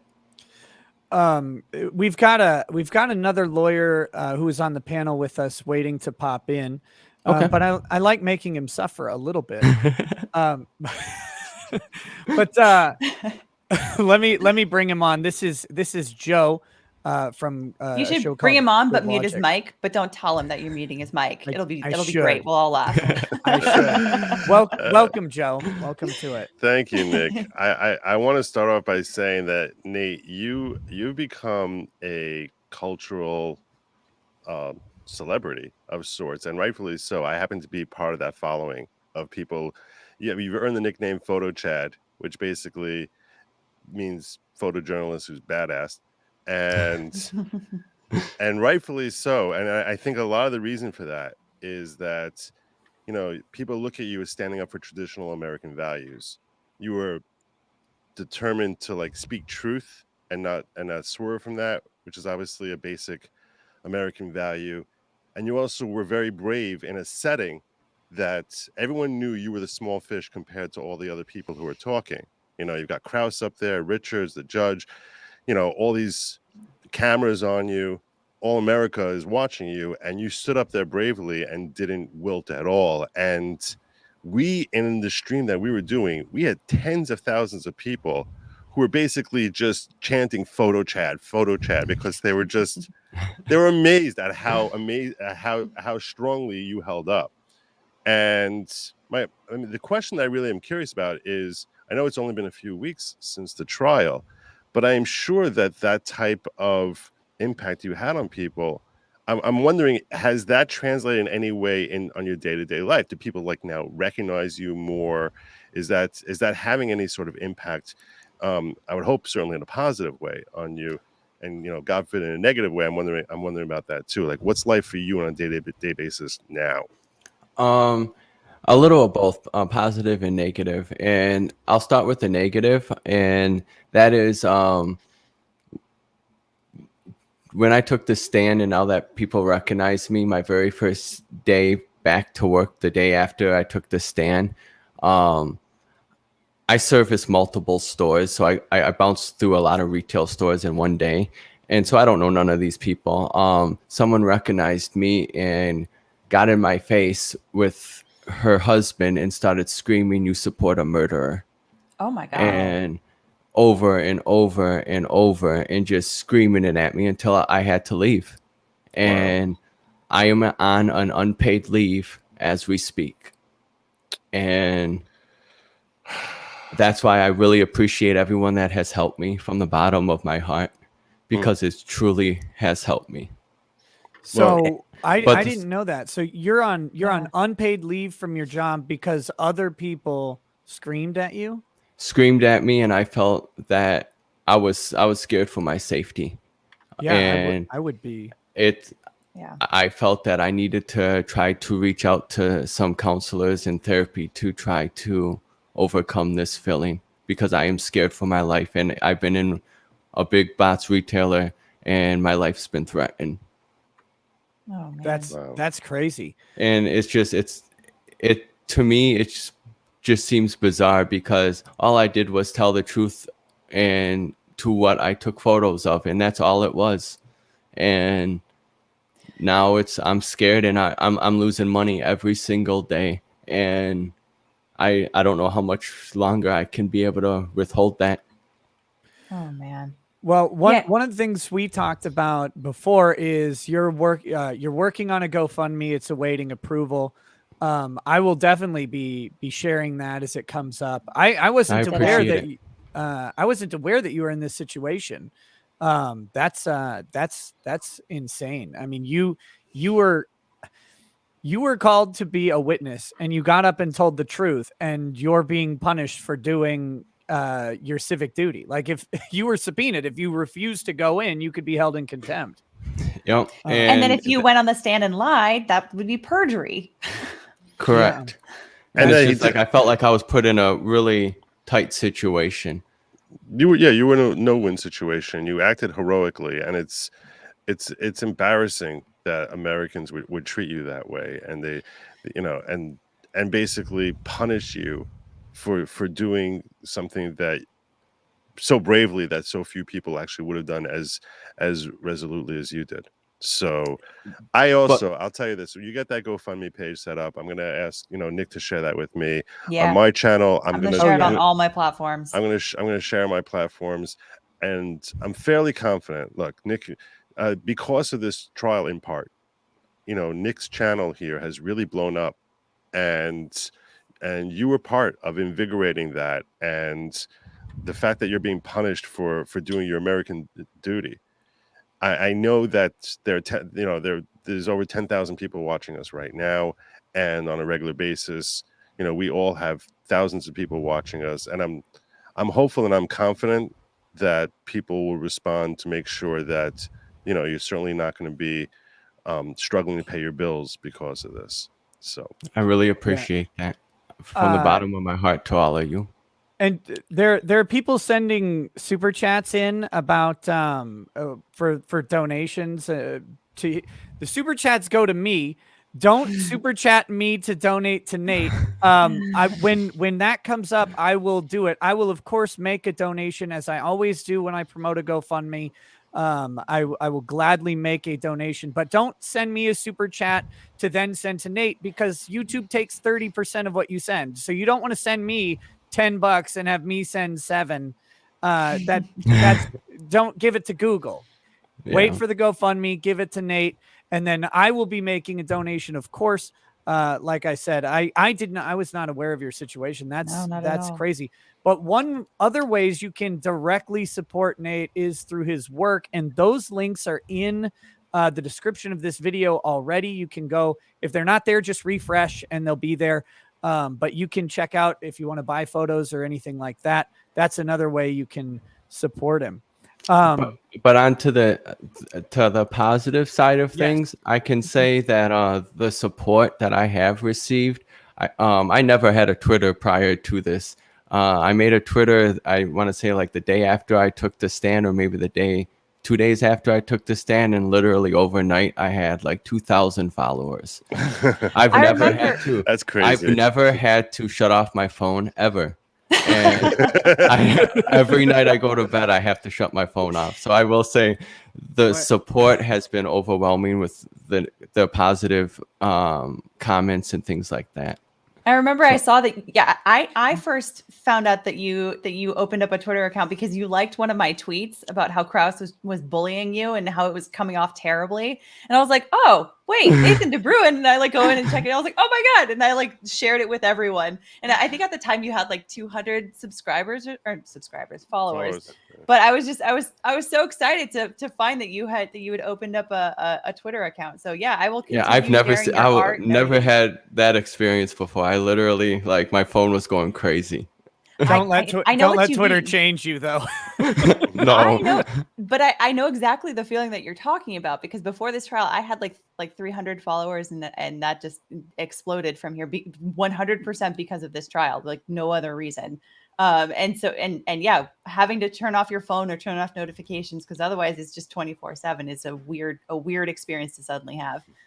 It is. It really is. And then also I do have people that recognize me in public and actually give me positive feedback. I've had a lot of people walk up to me and shake my hand and just say thank you and walk away. So I mean, things like that, I'm very grateful for. I'm really appreciative for, and it helps me because I am in therapy and it is very expensive, and I appreciate everyone that is trying to help me from the bottom of my heart. Yeah,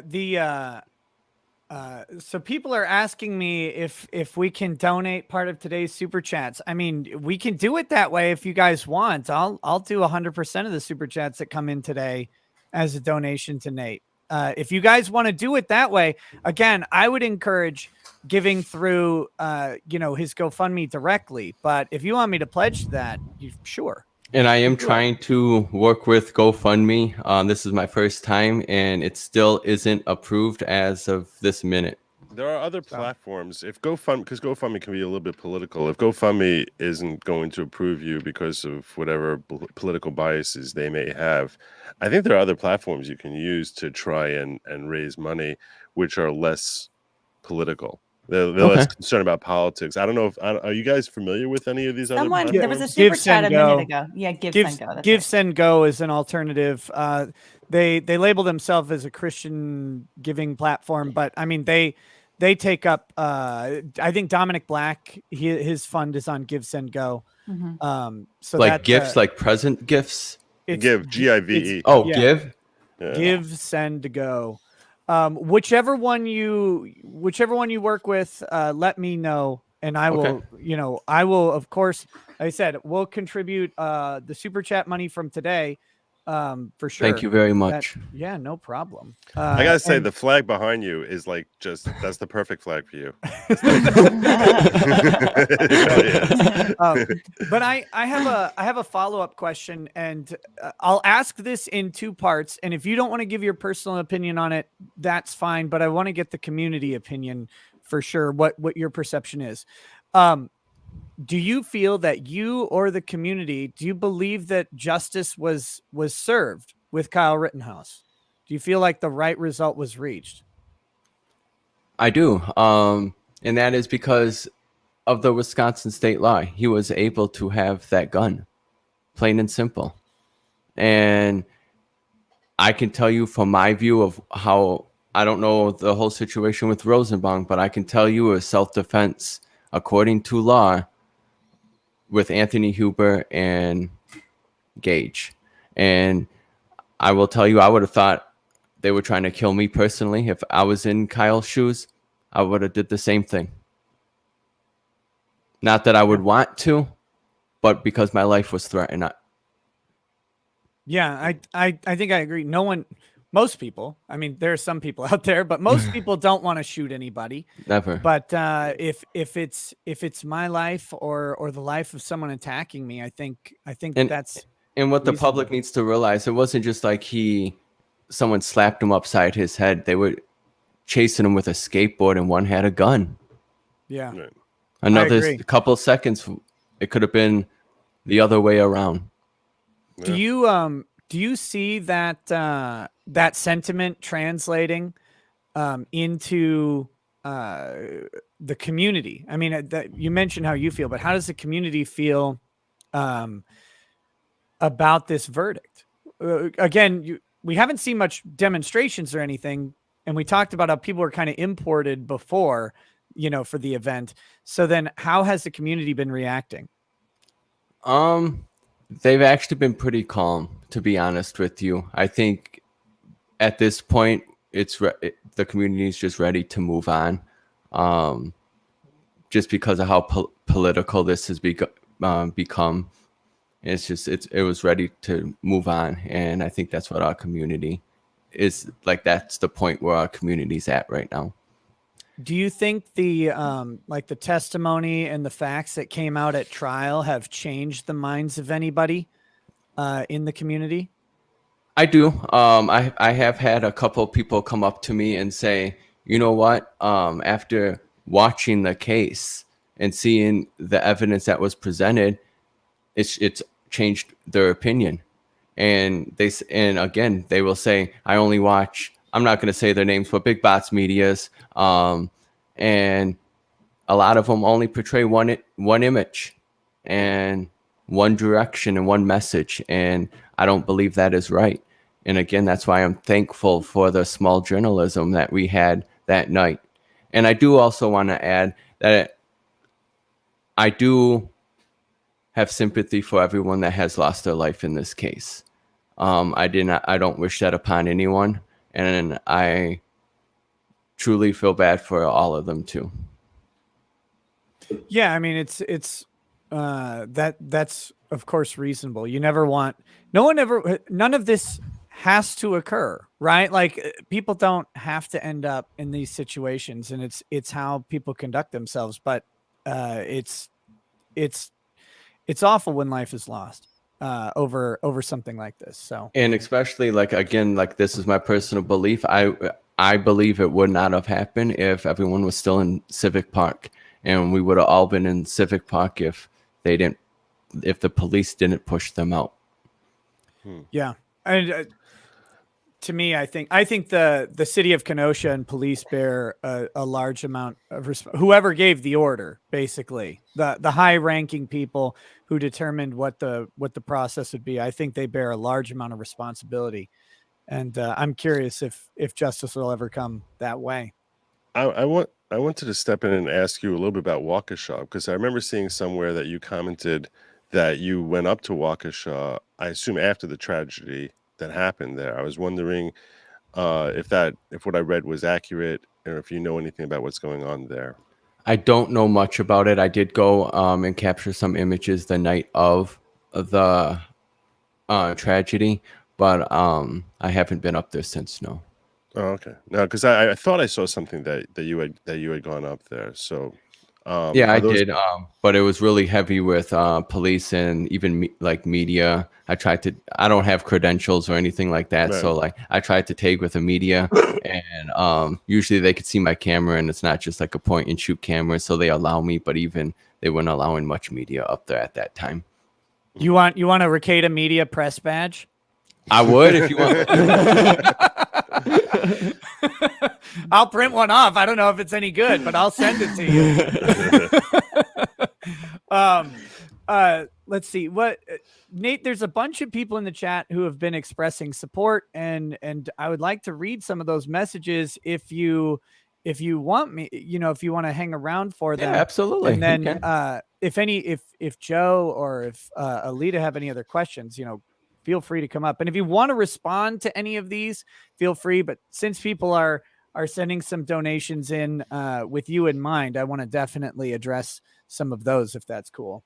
Yeah, absolutely. Let's see. Z Michael Gelke says, PhotoChad, saw your photos on your portfolio. They look awesome. And forgive some of these names. This is the internet. Hippoopy says, Nate, you were amazing in the trial. Thank you for helping Kyle. Very cool. I hate Yankees says balls or no balls, but you should ignore that. Polar Bear Diego says, "Hey Nick, are you going to cover the story of a Texas father who was shot and killed by his ex-wife's boyfriend when she refused court-ordered custody time? Some claim self-defense and others claim kidnapping. Thoughts?" We've been talking about this a lot. Had a discussion of it on Friday. Had a little bit. I joined on Joe's channel last night a little bit for that as well. There's more to come, and Joe and Andrew Bronca are incorrect. I kid. No, it's a close situation, and yes, there will be more. Todd Finzer says, Nate, tell us more about Binger trying to get you to alter your statement, please. But that came in prior to our discussion about it. So if there's anything do you want to add or change to your previous statements with me? No, I just honestly hope that I'm not needed in this upcoming trial. Yeah, Okay. no kidding. Well, Yeah, because this one one's not question. going to be probably with the media in it. So They're going to ask you, did you appear on that alt-right channel, Rosita Law? If they have any media filled with nothing but right-wing lawyers, obviously biased. Which trial are you talking about? Are you talking about Zeminski's trial or the Waukesha? The Zeminski trial. I do believe January 31st, 2022. If there is media on the Zeminski trial, I will 100% be covering it. If there are any cameras in that courtroom with a feed, I will definitely. I think Zeminski is a much bigger player and contributor to this than they wanted to come out at trial. Yes. But, I mean, his warning shot. I know they tried to. Well, it was 2.5 whole seconds. It's like, 2 seconds goes by really quick when you're being chased by a lunatic, in my opinion. It does. Here's one question about when you were giving your testimony, or at least when you're having the exchange with Krause specifically. Did you happen to see like what the jury looked like during that time? Back. Sure. Did you happen to see what the jury looked like at that time? Were they like, did they have any kind of expressions of like, I don't know, reactions? They kind of seemed like that wasn't very professional. Like they had that like shocked kind of like struck on their face. Okay. Wow. Because that was something that we were talking about on the panel quite a bit, was like, are these prosecutors, are they not reading the room? Because they seem like they're absolutely not. Like, this seems like this would be obviously a bad line of questions, or at least a bad approach, even if proper questions, so that was the one thing that we could never see when we were live streaming. Correct. Was the jury, because so that kind of I guess pulled back our analysis in some points, not being able to see them. But that's interesting that they were that apparent on their faces. Yep. You happen to have some moments during that cross-examination which just made all of us gasp with like, oh wow. Like, that's why sorry, go ahead. No, I'm just like when he asked, he's like, everything was great, and you were responding with something to the effect of, yeah, until you asked me to lie for you. It was like watching a helpless little quarterback getting smashed from behind, and you were like this big angry linebacker who just like planted him face first in the earth. It was really an amazing thing to watch. And I think that your candor, it's not just that you were honest, it's that it's like you were like unfiltered truth. It's like a lot of people would be, you're so direct and so blunt. A lot of people would be like, well, they'd sort of hem and haw around it and say like, well, I felt a little uncomfortable with certain things about it. You were just like, no, bam, that was wrong. Yeah.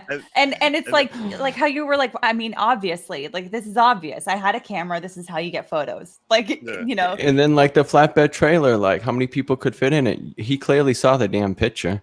Like no one's gonna fit in that trailer. Yeah.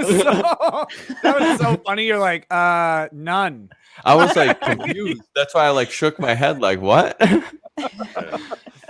Oh my God. Is he really just asking me this? That was great. We do have another guest in the waiting room. that I would like to bring on in case he has any questions as well. This is Mr. Uncivil Law. How's it going, Hello. Kurt? Hey. I know I'm God. very late to the party, but I had a whole bunch of errands to run, so I'm mostly here just to show support and love to Thank PhotoChad, you. who is the best of all of us. Well, we you. have then I'll proceed in reading the chats, and again, if any questions come up, I actually welcome. have to run it off, but I just wanted. Oh, of course. Joe yeah. just doesn't like Kurt. I can pop back in Sometimes. 15 minutes if you want me to.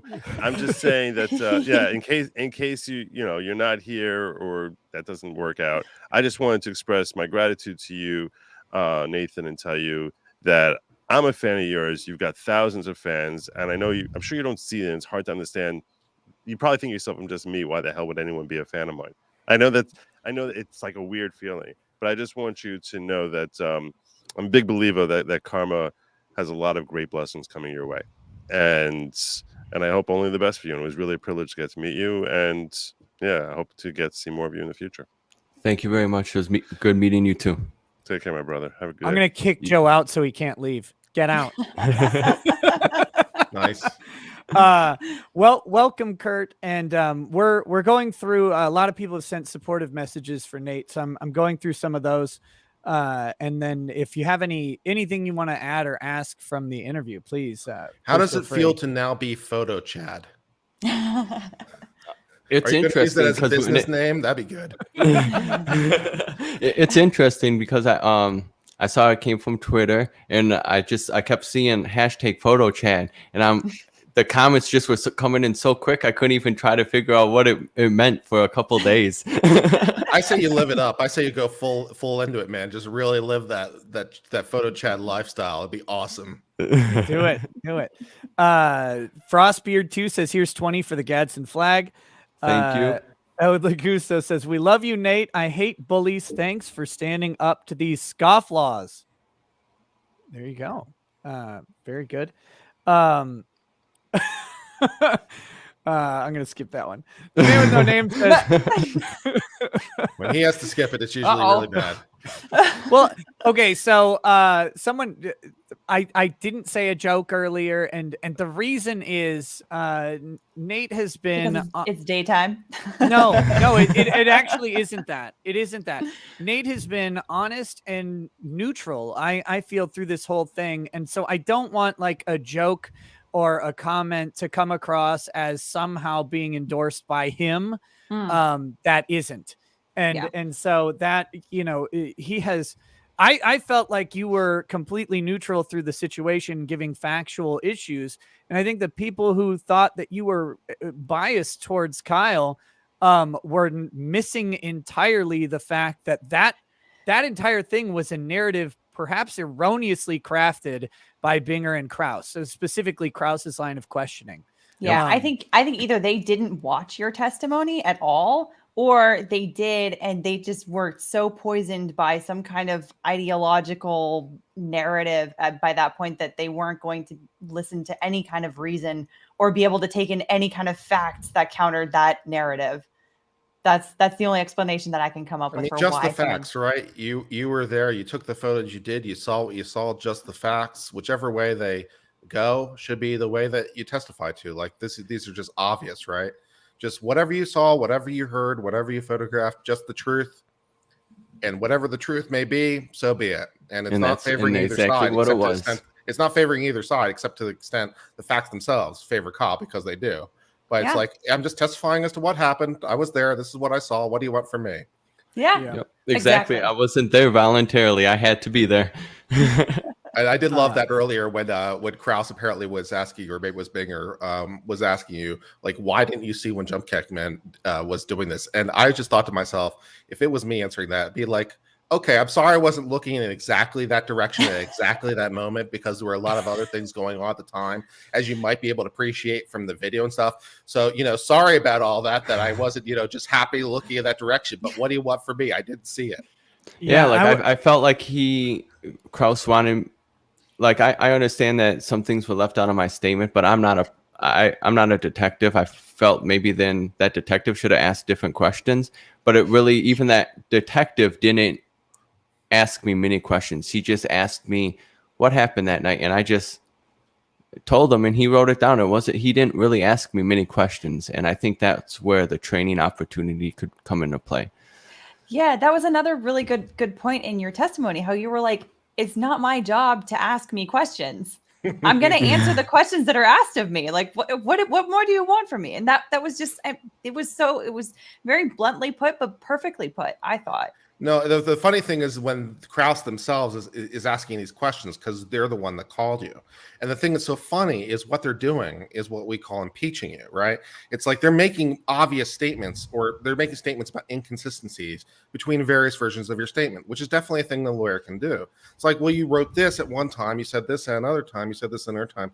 Here's some inconsistencies, what are we to believe? The thing that makes it hilarious, though, is it's their own witness they're reducing the credibility of. This makes no sense. Why would you do this? Yes, and I was wondering the same thing. Like, I don't know. It was a situation that I'll never forget. Yeah, same for all of us, really. The man with no name says, Rekieta gets the best interviews. I'm at work. We'll catch up later, but stay Chad Nathan. Let's get a flurry of Chads in the chat. I still owe you, Rekieta. Hope everyone has a great day. What do you owe me for? So yes, Chad's in the chat for Nathan. Tara Cannon 876 says, thank you, Nate, for an honest testimony and an honest interview. Oh no, we've got another lawyer. I'm so sorry, Nate. Bringing these gross people in here. It's a carousel of lawyers. Oh, the chat is lit up with Chads. So there you go. Nice. Here we go. Welcome to the stream, Legal Mindset. How's it going? Yes, I just had to shout out to another chat out there because I mean, you did a fantastic job. And look, I've got insomnia here at 6 a.m., but I had to hop on to say that absolutely you were my favorite witness, and I'm so glad that you just had that objectivity, even over Grambo, though. Yeah. I mean, but that was a hot day. It's yeah. There was a lot going on that day.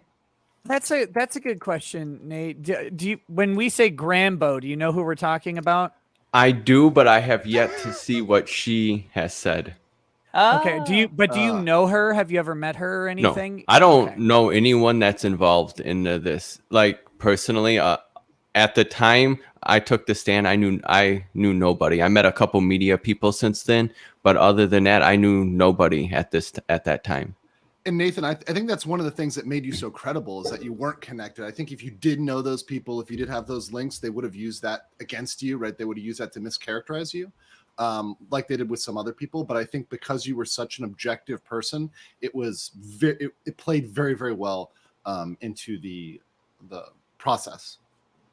And that's kind of how, when I said I try to stick to myself, I try to, when there's action, I'll go in there, but I go there to do my job and get out, and my safety's number one. And that's why when he said, well, you had your camera on when Gage and Anthony were shot. Yeah, but my camera wasn't above my life. My life is first. Sorry, the photo, I won't get the photo. Yeah, my answer to Krause on some of those things, well, why didn't you see this, or why didn't you take a picture of this, would have been, why didn't you do it? Like, why weren't you out there? Where were you? You're in your house all comfy. I'm out here in the streets. Thinking of his narrative for the trial. Thinking of his sandwich for the trial. Patrick That's L right. says, Nathan, I am super jealous of your memory. I can hardly remember what I ate for breakfast. Let's see. We've got T Blank says, hey, Nick, hope you send DeBruin some of this super chat for payment for his interview with you. Well, I don't do payments for interviews, but I was already planning on making a donation. Compensation for mental injury and anguish. We'll just, I was going to say I didn't cause it, but I did bring you guys on here. So maybe I did. Maybe I did. Hold on. Nick, that is called coming to the nuisance. Joke for the nighttime stream. Let's see. Squizgar says, Nick, I can't speak for everyone, but I, for one, would like if Nate could somehow get this super chat money. See, this is where it started. Rose BB says, kudos to PhotoChad Nathan. I'll totally give to his GoFundMe. What a brave young man. Keep your chin up, Nathan. Thank you. And then we have a bunch of people just, and I'm going to read through all of these, but I don't want you to have to sit through every super chat because there's a lot that are for you and a lot that are not. But I'll read through them afterwards. But a ton of them are just, basically saying thanks for being you, which is great. Talia Gillat says, appreciate all of this. It will all work out, PhotoChad. And then Call Me Straws says, good lad, PhotoChad, God bless. Donald J. Trump, that's not him. It says There's no way he PhotoChad has his own. It says PhotoChad is the true American patriot. Byron Baxter says, stay strong. More people are on your side than against. We've got Sage Forensics says, God bless you, Nate. Your coverage and bravery are so admirable. Good luck to you with your photography. Peace and healing to you. KMB says, kudos to Nate for his testimony and photos. Very professional. Ricada Law, thanks to you all for the great insight. Now on to Ghislaine Maxwell. We can't, I'm pretty sure we cannot actually rebroadcast the audio from that without violating federal law and our ethical obligations. So, well, hold on. Ethical obligations. We are all members of various state bars, and rebroadcasting of federal. I for one would like to keep my license. Yeah, we bear a look. If some journalist wants to rebroadcast it, they're in a completely different situation than us because we have that bar licensure on the line. WZRBS says, lol at Nick changing his profile picture. Oh yes. Jason Schreiner says, Nate, in your Sodak photos, based on my experience, I'd recommend taking down the mountain carving that isn't a national monument. There are copyright claims that happen from the folks doing the carving. So there you go. I don't know. I don't know how taking a picture of something would be an infringement because it'd be almost. It's not. Yeah, it's necessarily transformative because you're adding your own artistic perspective, right? Like, well, I'm glad that question came up with all you guys here. Yeah, and this guy down here, Kurt, he's the guy to talk to about stuff like that. But no, yeah, a photograph is an original work of art, especially an artistic photograph. So yes. you're not really, unless you're doing an exact reproduction of like some photographer's painting or some painter's painting. When it comes to architecture, that's generally pretty broad. Well, with the architecture explicitly, there's an explicit exemption in the statute for photography of architecture. So when it comes to architecture, photography is not considered copyright infringement. It's in the statute. Yep. So there you go. Aren't you happy you're surrounded by lawyers? I am. None of this is actually legal advice. No, just legal education. Yes. Rayona 1868 says, my cousin and her 4 young girls were in the parade. Oh my goodness. Luckily, they were just missed from being hit, but a lot of their friends weren't. They're so traumatized. It's heartbreaking. Bobby Moody said, God bless you, Nathan. Best of luck in the future. And the Mag says, for PhotoChad, thank you, Nate, for being honest and being brave through all of this. Don't let the haters get to you. You have far more supporters than haters. And that is one thing to always remember online, because you're new to the online space, and you will likely have some people who are very, very frustrated with you because of their either lack of knowledge of the facts, their lack of understanding of your responsibilities, or just some other reason. Sometimes it's just who they are. But always remember that there are way more people out there who support you than do not. That's my advice to you as you enter into this weird social media space. But Agreed. Nate, man, is there anything else you want to say? I want to have a little discussion with the lawyers on the panel, but I don't want to have you in that discussion for very specific reasons about it. It involves some of the things that you said on here that I want to talk about. About you behind your back. No, I want to talk about some of the things that that Binger and Krause did and said that you brought up in the interview, but I don't want you associated with that discussion because that's not I don't want to put that upon you, especially if you're under retain your subpoena. neutrality. Your objectivity. Definitely. Yes. We have some strong feelings about Binger and Krause in case you haven't picked that up. Very strong. I mean, just like one or two. But with that, I wanted to ask if there was anything else you wanted to say before we delve into that discussion. No, there is not. Okay, well then the chat's been asking me to do this, so I'll have to do this as Mark Richards. Then I'll say, Nate, thank you for coming on today. I really appreciate you going through this with us. It's been a wonderful interview, but I'm gonna let you go from the stream now. Everybody in the chat should be checking out your links, and we'll keep a watch for the GoFundMe or whatever it is. So, there Thank you go. and I will let you know as soon as I am able. If I can't get GoFundMe, I will go towards another one. Yeah, and if you need any help, I have some experience setting up GoFundMes. If anything comes up and you need help, please let me know. Don't hesitate. I'll help you. Thank you very much, rolling. and thank you we'll to spread everyone. the word as quickly as we can. Yes. Thank you from the bottom of my heart. I really appreciate it. It really helps. Well, thank you so much for the interview, Nate, and Godspeed, brother. And if there's anything we can do, please let us know. Absolutely. Bye-bye. All right. Bye. Bye. All right. That was awesome. That was an awesome interview. Really great. I'm so glad that that he agreed to talk to you. Yeah, it was good. How much? Okay.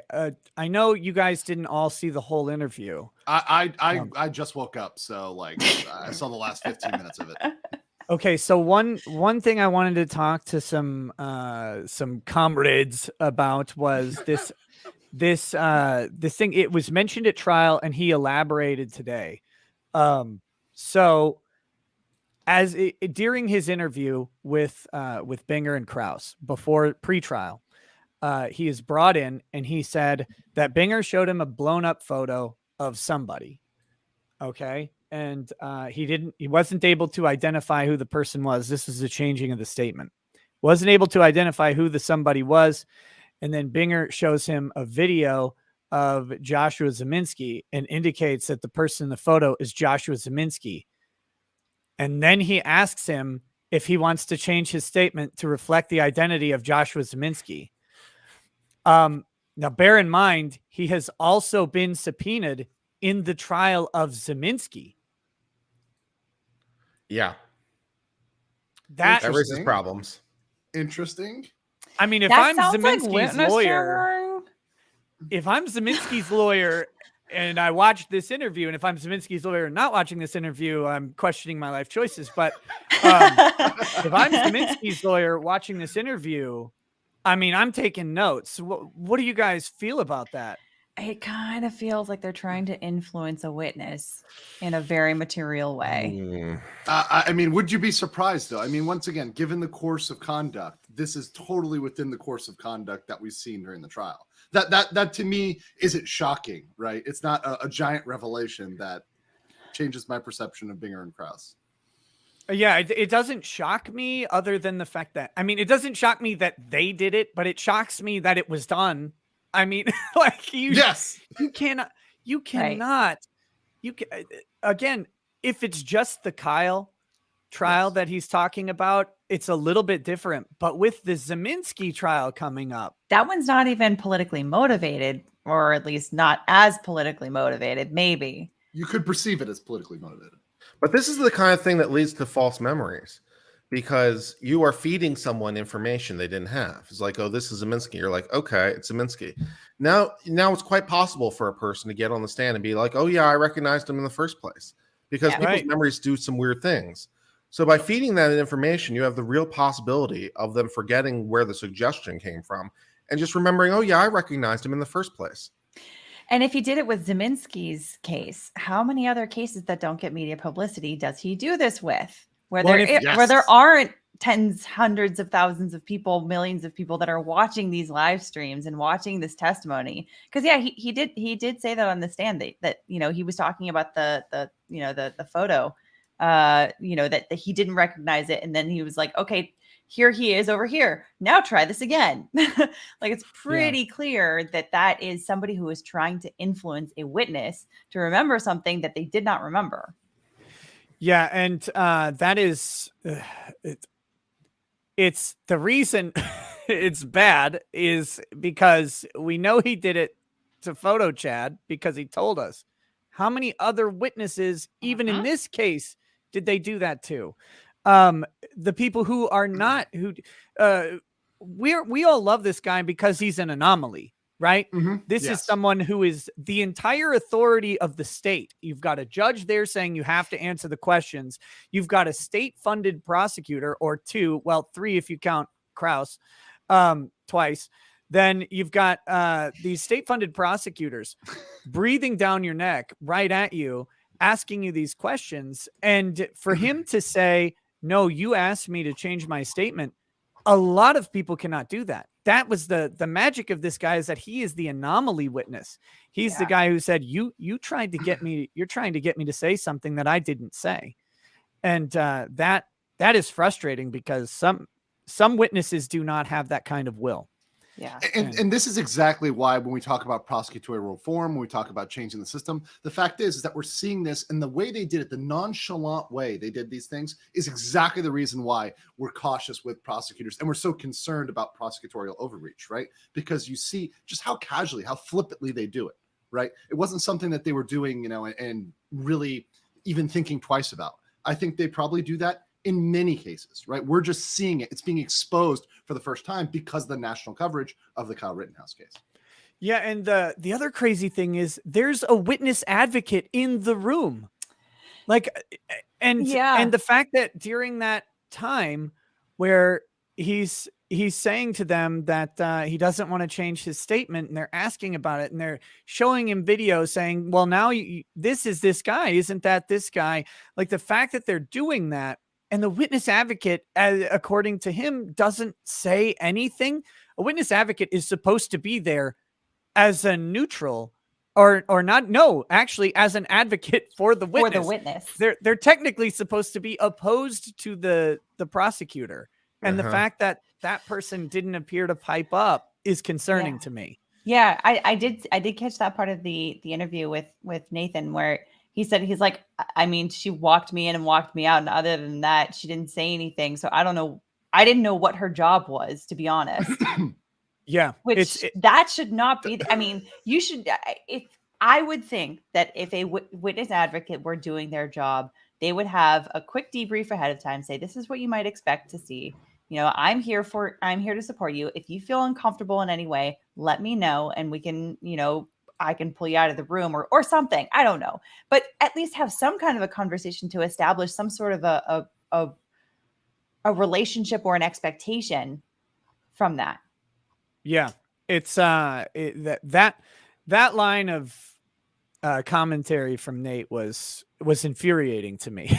Sitting here like, I know these guys suck, but man, do they suck. Ooh. Okay. Yeah.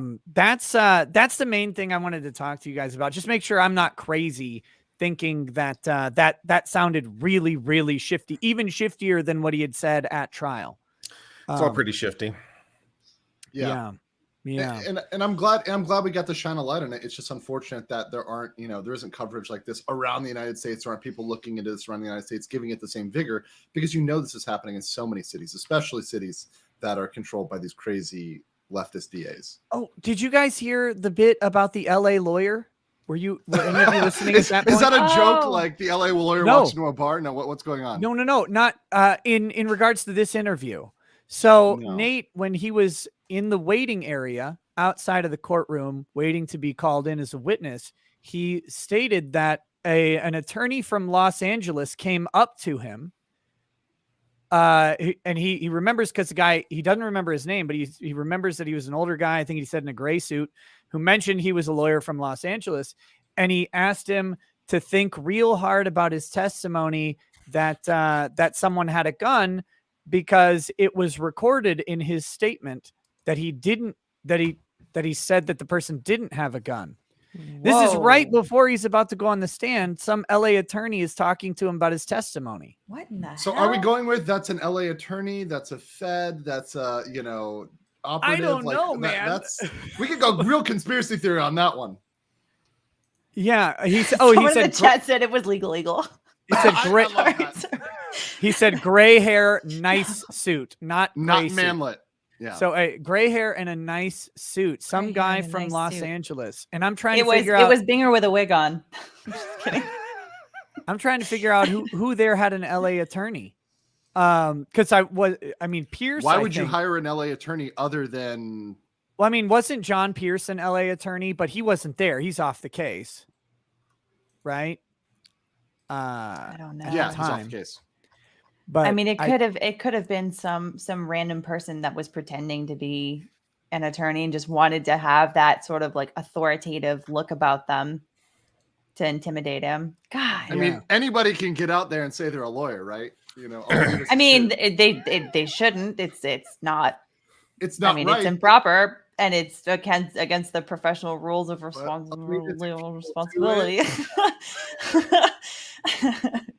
yeah. Yeah, that bothered me. That's all I gotta say. That, like, again, that was another thing in this interview that we had not heard, and that there's I want to know who that lawyer is. Like, I want to know if there was an LA attorney for any particular party, who that would have been. Because certainly some of the victims' families might have hired a PR attorney. Gage has a PR attorney that he's or he has a civil attorney. I don't know if it's someone from his office or from that office. I don't know who they hired. Right? I'm not saying that Gage had anything to do with this, but there are other attorneys for other matters who are in this case, and certainly they could be from outside of Kenosha if they're not representing him at anybody at the trial itself. So, wow. Let's see. Well, guys, I'm going to read through the super chats that came in. Y'all are welcome to stay, but I don't want to make anyone stay. I'll bail, but it's just stopped in to show support. Yeah. See you guys later. I appreciate it. Catch you later, Kurt. See you, Kurt. Yeah, I'm gonna head out as well because it's morning for me, but not morning like it is for Legal Mindset. Yeah. Look, I'm up and in this shit, so I might as well stick around for a lull. So I'll hang out with Sweet. you, Nick. Sweet. All right, I'll see all right. you guys. Catch you later, Alita. Bye. Bye. Okay. Yes. So as a note, again, all of the super chats from this stream are going to be donated to Nate when he gets his GoFundMe set up. I actually, it's a good stream. I might have to wait a little bit because of when YouTube pays, but we'll figure it out. Just to let the chat know an update on that, it's currently at $1,700 roughly.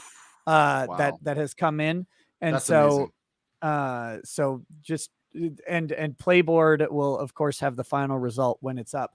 But I will donate the gross. I will not donate the net, so that I am also donating, because I was going to anyway donate to him, but I will donate the gross amount that comes in. So, like I said, I may have to wait because I also have bills, but it will get donated. There you go. All right, let me read these. If anything pops up, by the way, just talk over me. Got it. No, you know I have no problem with that, Nick. I know, you son of a biscuits. Daytime show, Nick. Viden the cold one says, thanks for the interview, Nate. Now for real question, balls or no balls. Also, Nick, the Titanic wants back at your nose for sinking it. Rude. The Denialist says, greetings, our glorious PhotoChad, and apologies for having to deal with our long-nosed host. Rude. Anna Review says, guy, what's with all the... By the way, hold on. Do we establish that, like, I feel like we created PhotoChat? I don't know. Is that wrong? Didn't that come out of like It came out of here. Here, right? So these come out, and now he's, integrated with that. So it came out of the chat. Yes. The chat said PhotoChad, and then it matriculated onto here, and then it moved on to Twitter, and became a thing. So yeah. So here we go. You're welcome. The Denialist, I read that one. Anna Reviews says, Nate, do you prefer balls or no balls on your Fuda? You guys are degenerate. This is daytime TV. And Anna Review says, Nate survived the horrors of the bingering. Very true. Bingering, Jesus. Eric Chieftain says, I have found My new favorite YouTube corner with you and the rest of LawTube. Thanks for talking about law in a way us normal mortals can understand. Found you during the Rittenhouse case. Oh, thank you. Awesome. Thank you. Glad to have you here. By the way, to the entire chat, tomorrow starts the Kim Potter trial. That's the taser lady up in Minneapolis. This is the first major police involved shooting trial, to my knowledge, since the death of, or since the George Floyd trial. It's the first one that has kind of national attention actually being a trial.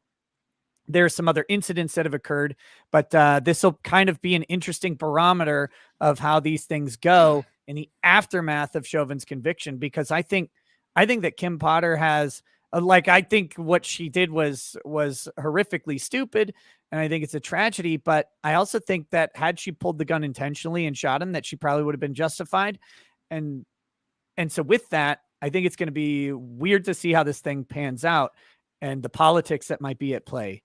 So Nick, did you make, because I didn't catch whether you made a prediction, because on my stream I did say, okay, here's my prediction, because there's first degree manslaughter on the books, there's second degree manslaughter on the books, and I'm saying, look, based on the facts I have right now, the political climate, right, when it happened, which was, you don't want anything to happen during a trial like that, but when it happens at that time, the publicity just goes to 1,000, right? Yeah. Because of when it happened. So I say, look, I don't think they're going to get first degree based on what I see so far.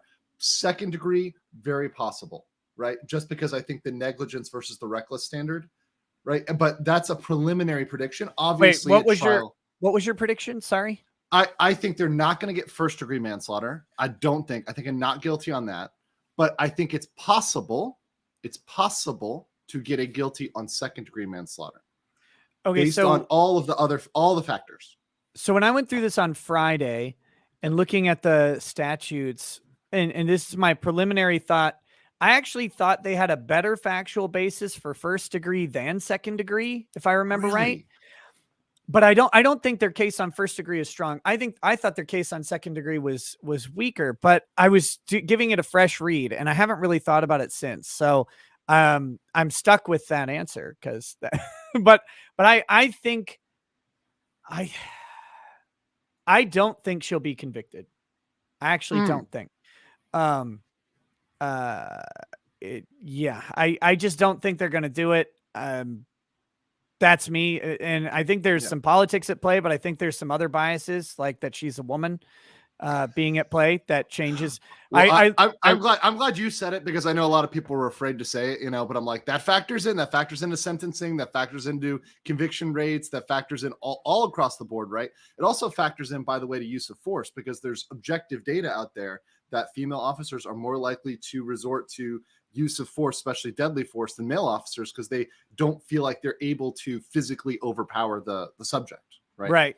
And I think, again, the whole thing boils down to, we have a pretty decent history of the moment a fleeing suspect enters into a car, that car becomes a deadly weapon if officers are even close. And these guys are at the tires, they're right up on the doors on both sides of this car. And so that person who's a fleeing suspect becomes typically a person who's a danger to them around and to the people around them. And that is often justified for shooting. Now, I guess it's not always, certainly not always, but we have a lot of cases that suggest that's the way it'll end up going, to me. And so I think that the state is trying to make their case based on the politics. And then based on this notion that she said taser while drawing her gun, as if her mistake of drawing a gun versus a taser negates the higher level of justification that she would have to use lethal force. Right. Where her being justified in using lethal force and attempting to use less lethal force or whatever doesn't negate that she's justified in using lethal force. in my opinion. So I see what you're saying. Yeah, I definitely see that argument. I mean, I guess the issue is going to be, can they show in her training that was a negligent action, right? For example, like how often are they trained? Hey, this is, you draw your taser here, you draw your service pistol here, right? Based on her training, based on her experience, which I don't know. I haven't looked into, haven't heard experts testify on that. Could that fall into the negligent category? Possibly, right? Yeah, and some people in chat are bringing up that she had determined that she wasn't in fear for her life because she drew a taser or she wanted to draw a taser rather than a gun. I don't actually think that's an accurate assessment of whether or not you're in fear for your life. Again, lots of people are justified in using deadly force and in subjective fear that would bring them to the level of using deadly force and don't. That doesn't mean that they weren't permitted to use the deadly force just because they choose not to use it. The standard is the same. If she gets up on the stand and says, I was in fear for my life, so I drew my taser because I wanted to draw my taser because I didn't want to kill him. I wanted to try to subdue him, but I was in fear for my life. I mean, that's the standard. It's not what you end up doing, but it's your subjective and objective fear at the time. One thing I'll say, though, and let me know if you disagree, though, Nick. I think this case could potentially, in terms of precedent and in terms of police behavior, has a potential to actually impact far wider than Chauvin, right? I think Chauvin, we can say, okay, this is a one-off. This is one, evil guy who is just really a wrong bad apple, right? But I think Kim Potter is more representative of the average cop that makes mistakes than the Chauvin trial. Yeah, no, I agree. The Chauvin trial, however that verdict would have turned out, could have been, individually spun by either side. Either he's super evil, mega racist who wants to just, he saw Colin Kaepernick and decided to take revenge by taking a knee wherever he could or something. Like that's one way. And that honestly is kind of how it got spun, that this is some horrific monster. I don't know. None of that was at trial. That's the amazing thing. They never proved animus. That was what I was shouting about. My first trending on YouTube was my Chauvin video. It's like throughout this whole thing, animus, racial animus was at no point brought up in the trial. At no point. But it was everywhere. No, exactly. They didn't even try. And you'd think if they could find it, if they had one Proud Boy photo, if they had one bad association, they would have brought that up, right? But they didn't have it. Yeah, they had nothing. They didn't have him slipping an N-word across the police radio. They didn't have anyone testify that he said, some racial, I hope this racial slur, dies, or no, we don't turn him over because he's blah, blah, blah. They could have found anything. They could have even found someone to make it up. Someone from the crowd, right? Who's watching him kneel on Floyd, who does not like Chauvin and thinks he's a disgusting human. No one in the crowd even alleged that he was racially motivated, other than a sort of vague personal greater sentiment that led out there that police in general are racist towards black people. That's all that there was. And so after the Rittenhouse case, I'm like, we didn't even have a hard R. We had like multiple hard R's in the Rittenhouse case. We didn't have one, Yeah, Could a brother get a hard R? No, exactly. And yeah, the prosecution didn't pursue it because there weren't facts to support it, despite it being the predominant cultural narrative around the Chauvin Floyd trial. Yes. And that's one thing I said early on was I didn't think it was a good candidate for being that type of case, because everything we saw just looked like at worst bad police action, not bad personal racist action. So I do think that, but it got spun that way. And if he would have gotten off, it would have been, the race thing would have been spun also. Institutional racism got this guy out of there. But Potter seems to be in a lot different situation. And I do think her shooting that guy would have been justified, probably. But we'll see. I can't wait to watch. It starts tomorrow. No, that's gonna be riveting. Are you gonna follow it all? Because I got really worked up about it, about the the Juicy Sommelier case.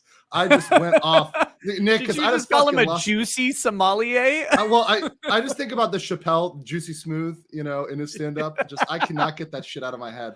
But that case gets me fired up because I'm the guy who thinks this guy should be strung up for what he did. I think that's absolutely abhorrent. And I think that we need a disincentive to people doing copycat acts, right? You know, to copycat instances, because he fucked up doing it in a horrible way, but it's not that hard to do something like that, to fake it and to get away with it, frankly. Right. And it's very concerning.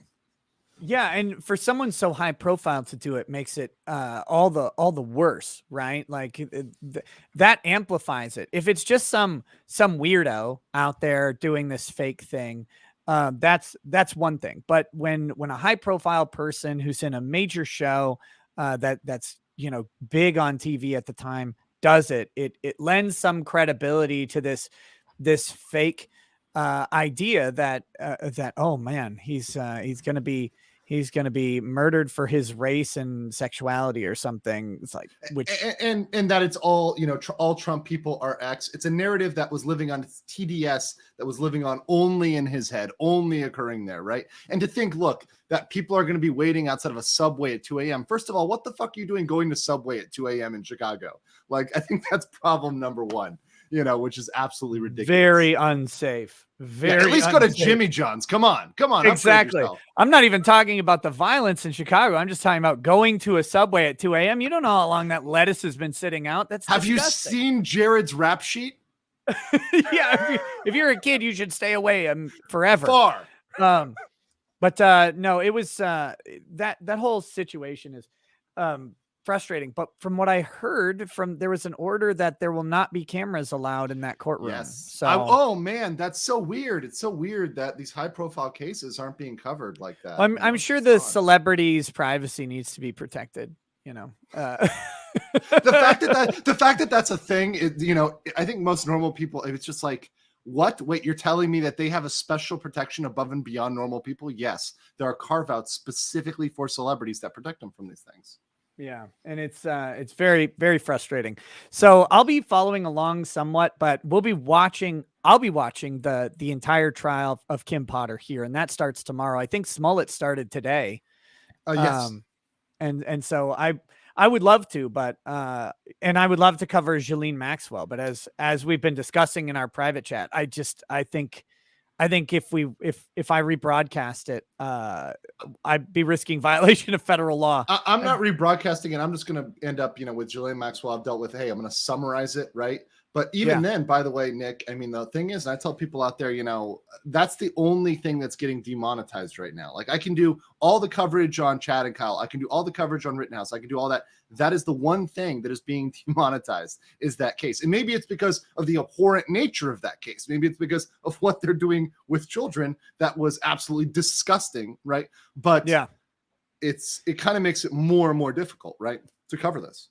Oh yeah, it definitely does. And yeah, YouTube has very strict policies. Even saying that they have a policy about abusive children risks demonetization because you mentioned abusive children. So yes. And you saw the judge say that transcripts from the trial may not actually be available because of they're too horrific for the public or something, which I think is completely bogus. That's bullshit. That's complete bullshit. I mean, once again, it's just burying this case and thinking that it's going to slide under the radar. But I mean, people like, you're going to cover it. I'll cover it. We'll cover the summary, even though we're not getting the video evidence. It's not as sexy. It's not what everyone likes to see, but we're still going to cover it because it's important. It's important that you guys know how that turns out, how the Smollett case turns out, because the consequences are important, right? These people should be held to task for what they did. Absolutely. And what I want to know is who else is in there, right? Who's in there? What's the juice? In the Ghislaine case?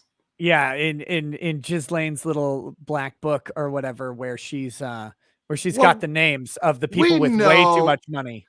Come on, Nick. We all know a good black book. You're not, especially if it's a higher end clientele. It's the bodyguard of Prince Andrew. It's the associate of the Clintons. It's not Billy Boy 64. Like, you're not going to get a Fluffer Boy moment, out of this where you have their, AOL screen name, right? I still remember mine was named after a DBZ character. That was like way back in the day when I used to do the chat room RPGs. That was hilarious. Yes. So I don't want I those. love I don't want that coming up for me. But I No. imagine Prince Andrew, Bill, they're shielded, right? They're protected. They're not. What gonna if be what if ones his getting beat was up like Prince Manscrew? What if that was his? Right? That'd be good.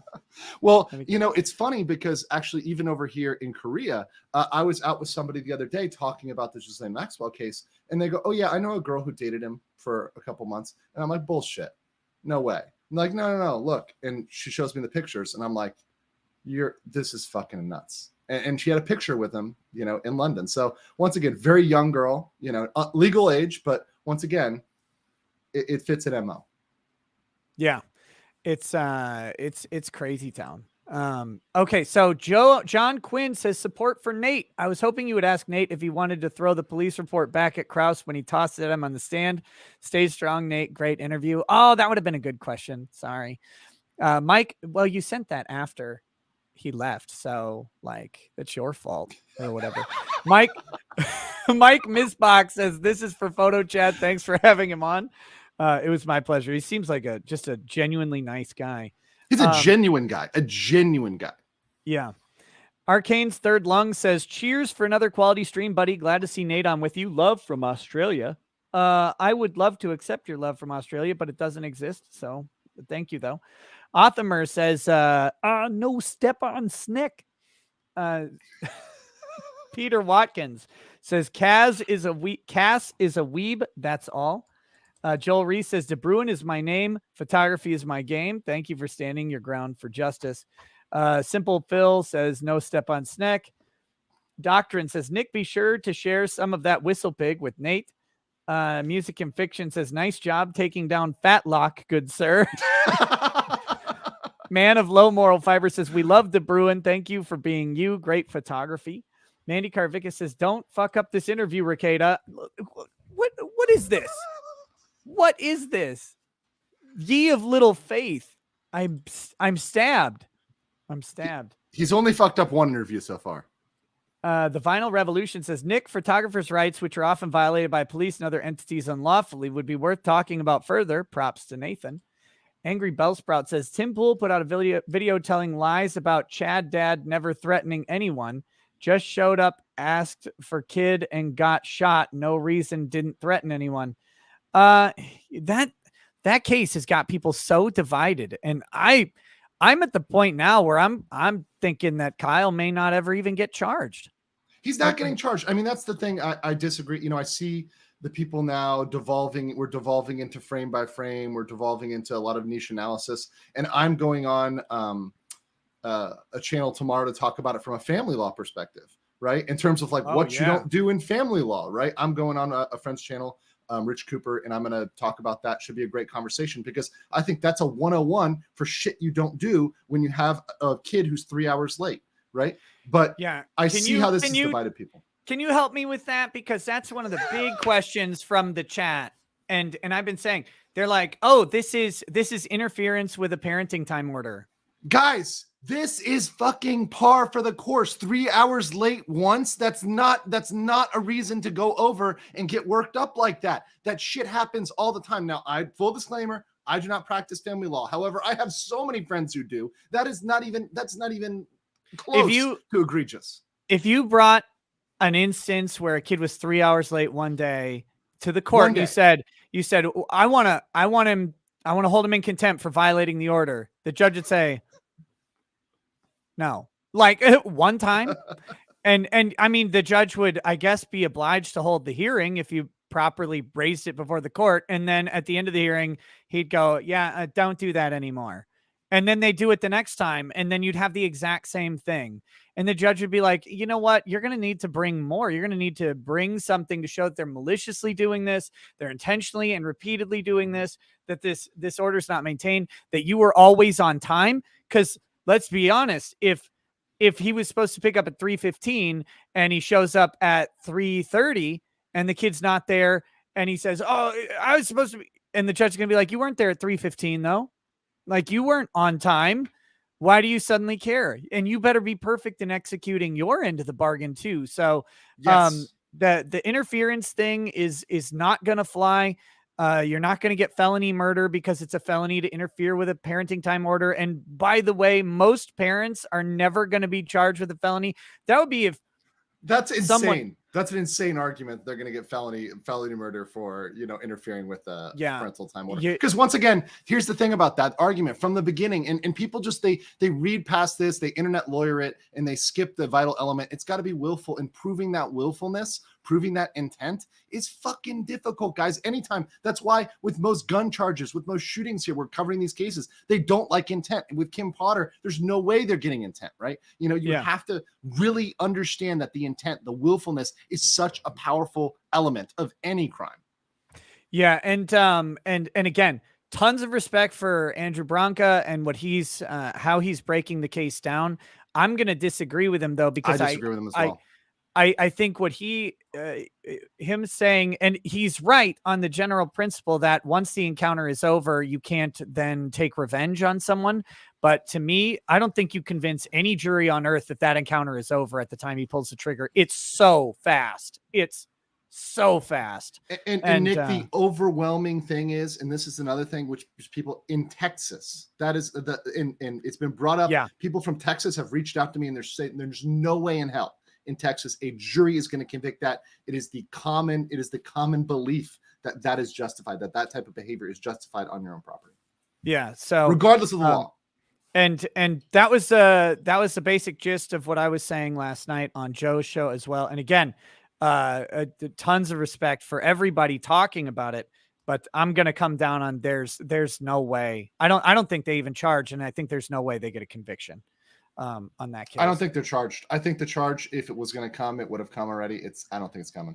When a lot of people are asserting the political relationship would be a reason he's not getting charged, but he's a judge's a soon-to-be ex-husband who is allegedly having an affair. I don't think that's going to shield him from prosecution. No, he does not look like he has political cover. I mean, and the judge was appointed, his ex-wife was appointed by Abbott. So if anything, the political apparatus is against him. The only thing I will say that's going in his favor in terms of politics is, and I brought this up early because I saw it, is the anti-2A people have gotten up, they're backing the Reed side, right? Because they want this to be a guns bad, guns scary, limit gun rights. And look, I know people make the argument, hey, you can't make everything about the 2A, but frankly, at a certain point, your right of self-defense. I mean, what value is a weapon if you can't use it, right? What value is a weapon if it's not going to, if it's so limited that you have to go frame by frame and there's only a 0.5 second, or 1 second interval where you're actually justified to use a weapon.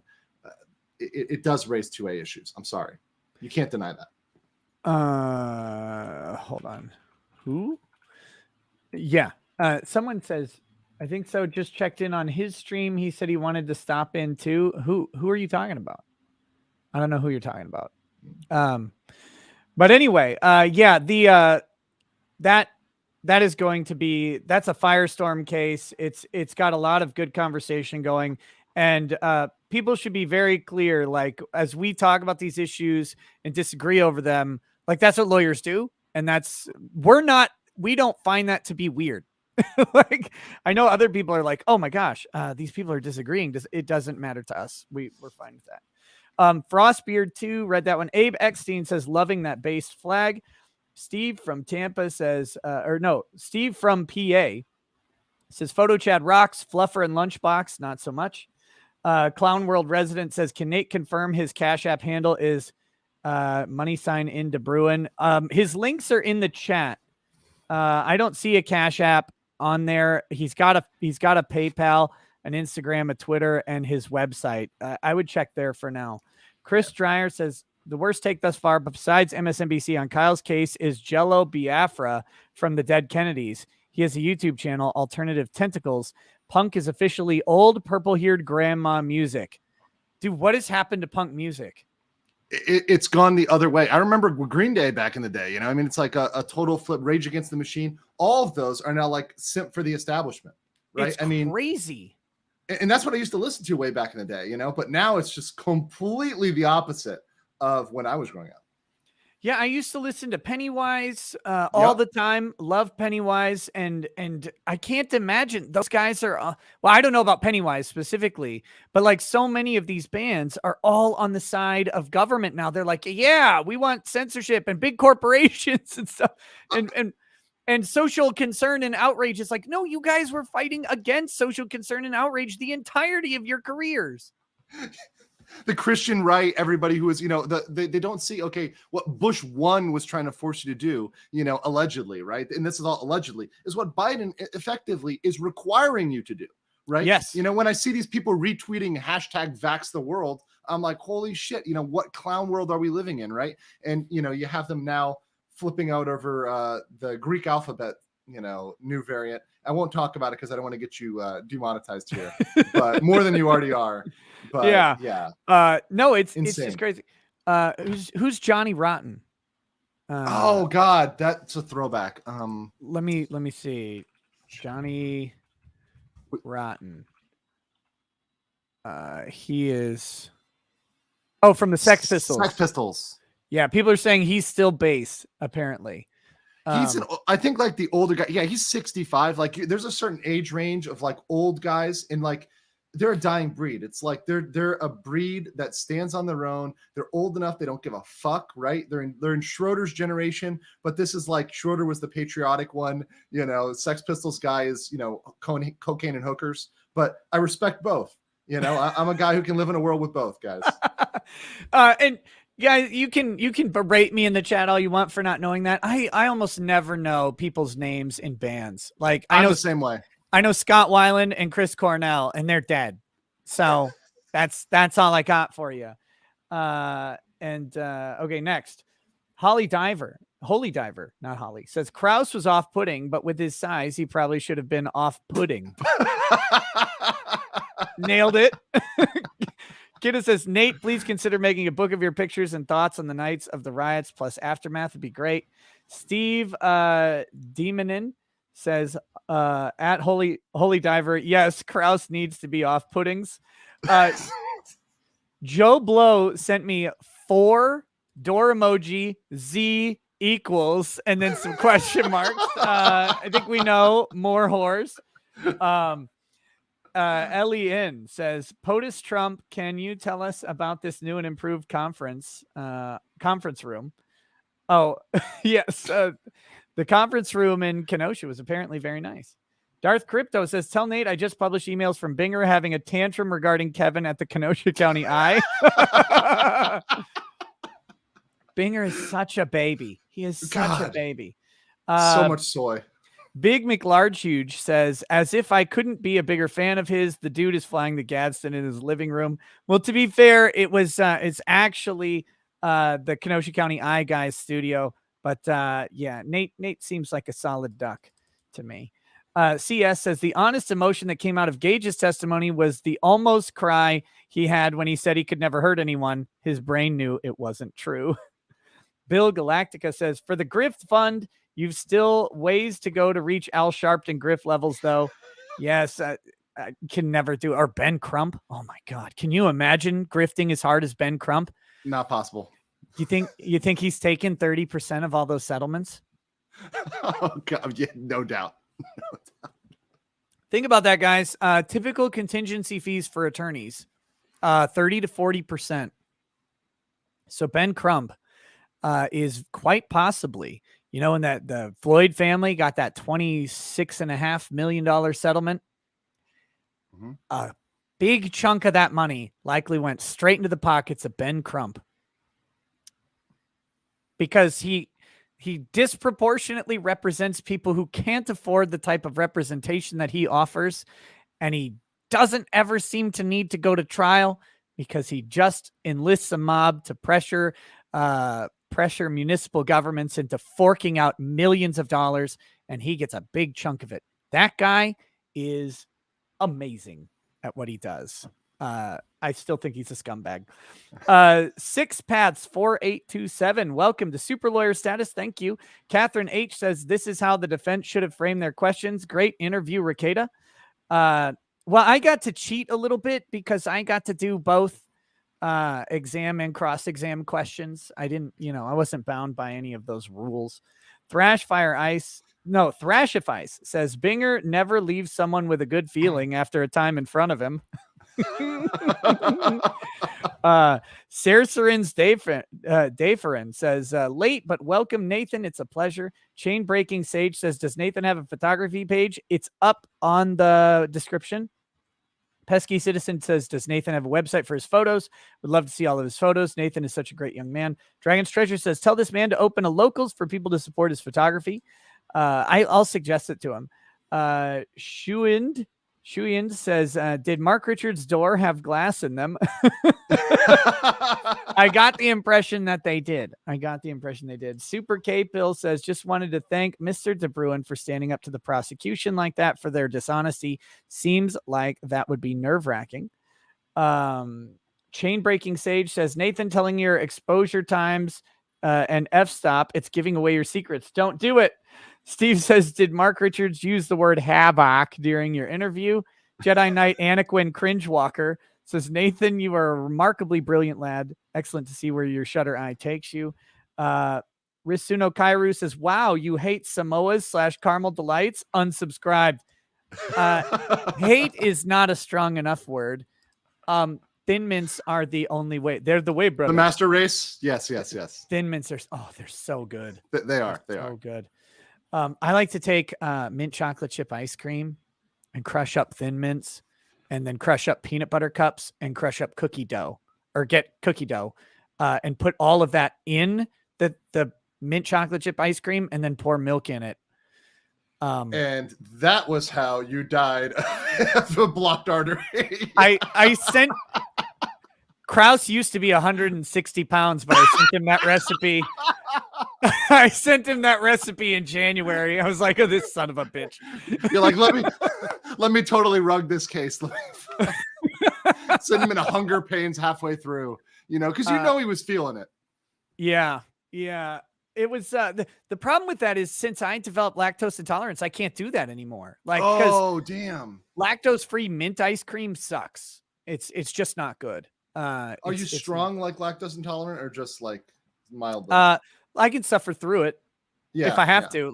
But when you're eating a bowl of ice cream with a bunch of milk in it, like the lactate, you're degenerate. Yeah, the lactate only goes so far. It's like, why would you do this? Why?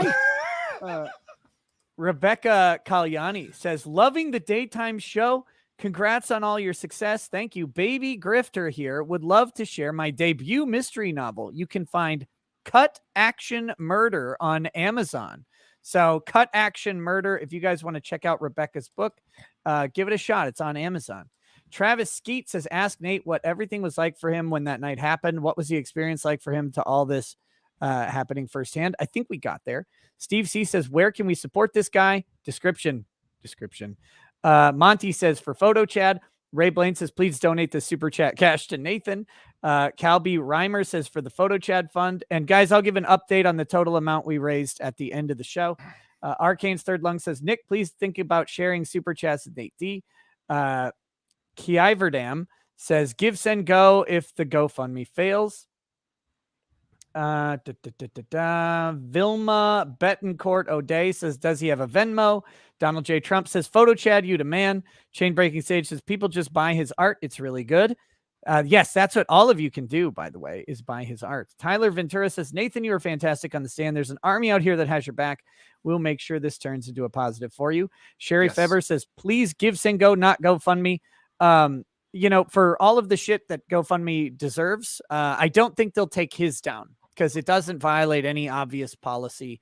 And that would look entirely political. But because we've in general, he's done a good job of remaining objective, right? Which is exactly why even when you had him on, and like I didn't watch the whole thing, but I'm sure that you were very careful about things that you insinuated and said versus things you did or didn't say, because you don't want to turn him into a Drew Hernandez, No, because he is not. I mean, that's like the polar opposite of you've got an opinion versus not. Right. And that's why I had him off before discussing potential misconduct of Binger and or Krause. That's not his realm to be involved in that discussion. But what he said was very intriguing to me, and I wanted to talk more about it. Boone, thank you for the donation. Cracklin says, disperse this donation prorated by time contributed from each panel member or else by level achieved on Diablo 2. Oh, man. I was pretty high. What? You're not playing the new one? What Oh, are I you, have some not kind played- of some kind No. of job haver? I'm Some- a failure in Korea. They're deporting me for that, for my lack of gaming skills. Some kind of worker? Some kind of wage cuck? What is this? What is this? The wage cage. I got to get back in it. If you ever do play Diablo 2 Resurrected, let me know because I've been playing. It's fun. Is it worthwhile? I mean, The port's really good. It's really good, and it's amazing. Like how, because you can switch live to the old view, like to how it used to look. Yeah. And like when you look at it, it's like, oh my, like what they did with it. It's really good looking game. Awesome. And it plays, I think, the exact same. I didn't notice any different play stuff. Good. But Good. that guy says, give to the Chad, Peter Rossi and Richard Pierce. Thank you for the donations. I don't think that's, oh wait, I was thinking of John Pierce. Jose Gutierrez says, so Nate comes on this stream and Jack Dorsey resigns. Coincidence? Yeah. Did you see that? Dorsey stepping down?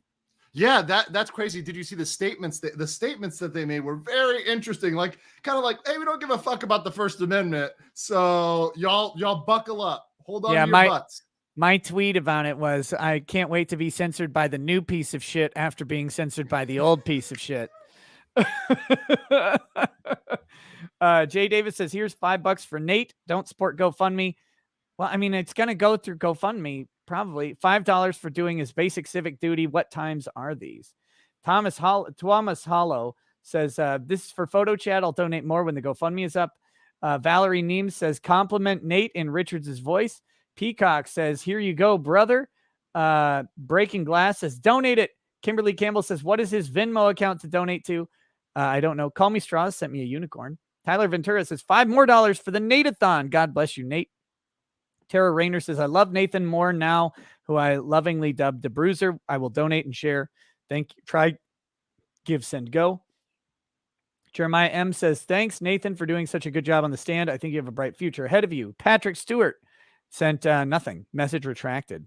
Ash says, no one could be punished for speaking the truth. No one should be punished for speaking the truth. Correct. No one should.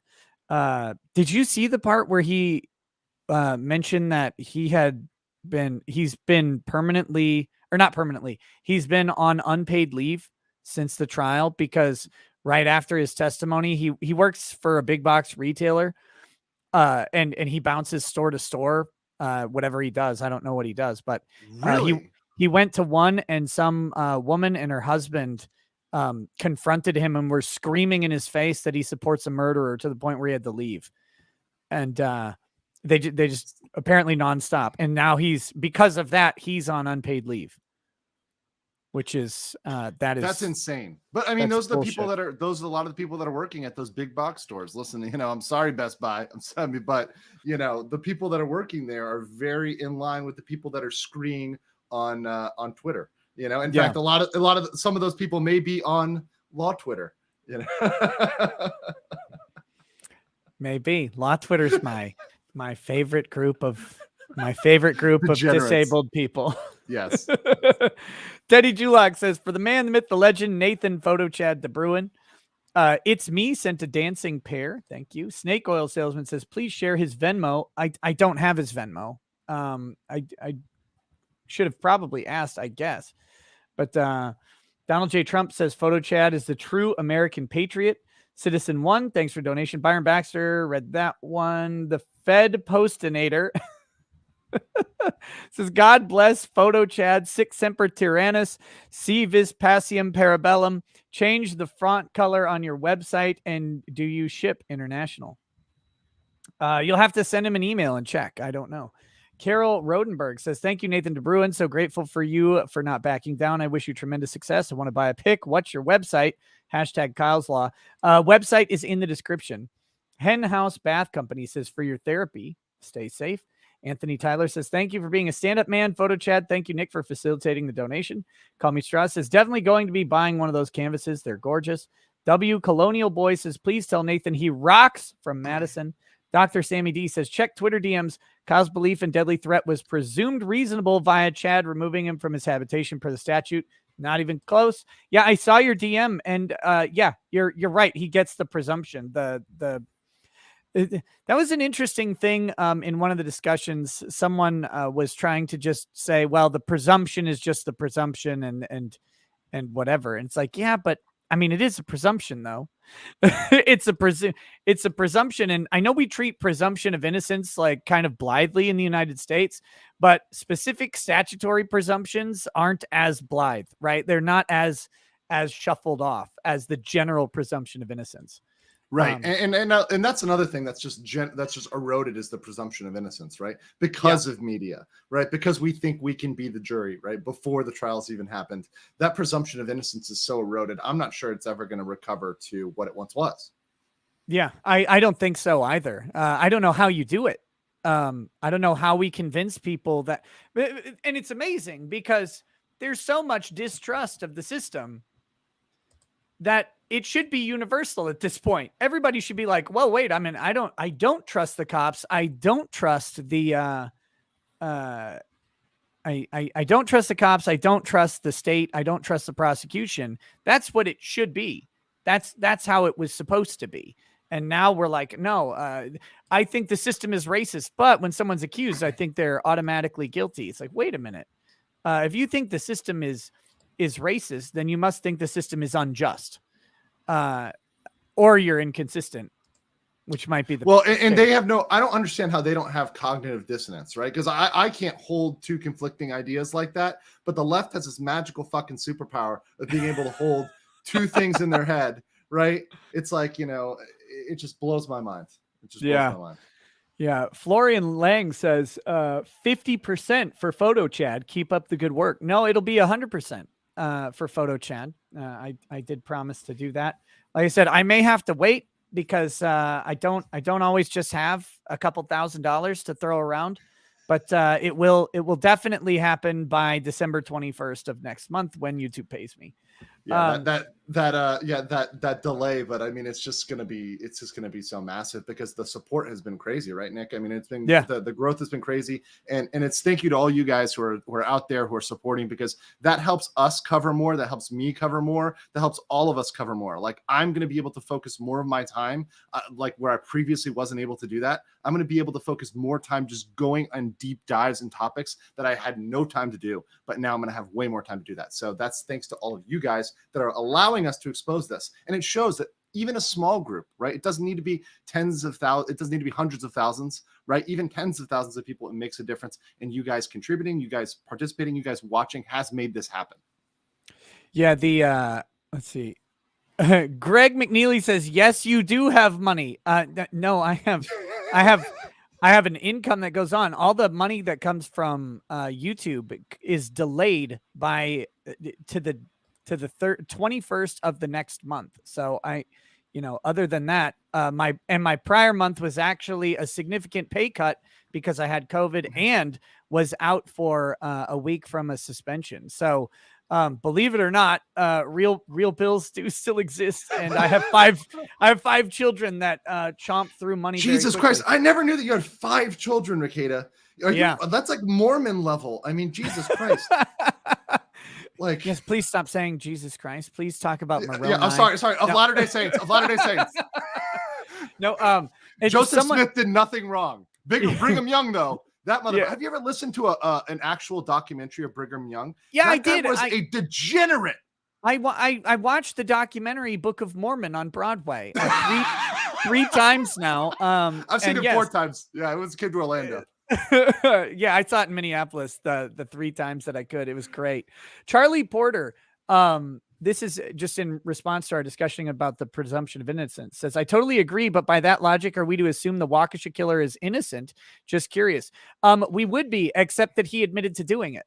He's destroyed his own presumption by saying that he did it. Now, he didn't say why he did it or anything like that, but he's effectively given the statement. He's been arrested, and his trial will be very interesting. But I think the presumption there is safely removed by him, by his own words. So Yeah, and it's not going to get as much coverage. People are saying, "Oh, well, it's not going to get the coverage of Charlottesville. It's not going to get the coverage of 1/6," despite the fact that hey, the death count far above, right? The injuries, the deaths, the things that come in, horrific scenario, right?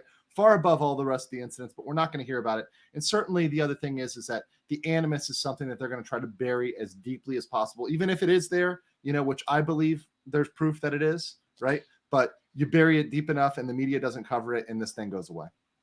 Yeah, we'll see. And this is no one gets a speedy trial in a major case anymore. They don't. And the speedy trial thing is this cute little myth that we have anyway. You can demand your right to a speedy trial in a murder case, and you're still likely not going to be prosecuted or actually brought to trial for a year or so. And so that's the frustrating thing about this Chad Reed and Kyle Kareth case. That's the frustrating thing about the Waukesha case is these things will not see a courtroom for up to a year.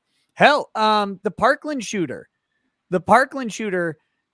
finally pled guilty, October, I think, and he's got a sentencing hearing coming up. But I mean, Parkland was how long ago? 2017. People don't realize that. But the thing is, you can delay these cases for a long time, for 1 year, 2 years, 3 years. I mean, and especially for civil cases, some of these things can take forever. I remember studying in law school, the Exxon case and the 9/11 cases, right? Those almost took a decade.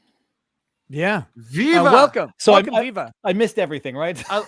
You missed it all. You missed it all. Sorry, brother. I caught some of it. Typical Canadian. Andrew, how you doing? Yeah, I Good to caught see some you, of it. I got Harmeet. Harmeet said she had time at 4:00 today, so it was like you no had option. Harmeet on just for 30 minutes, Nick. It was. I just get Harmeet for 30 minutes.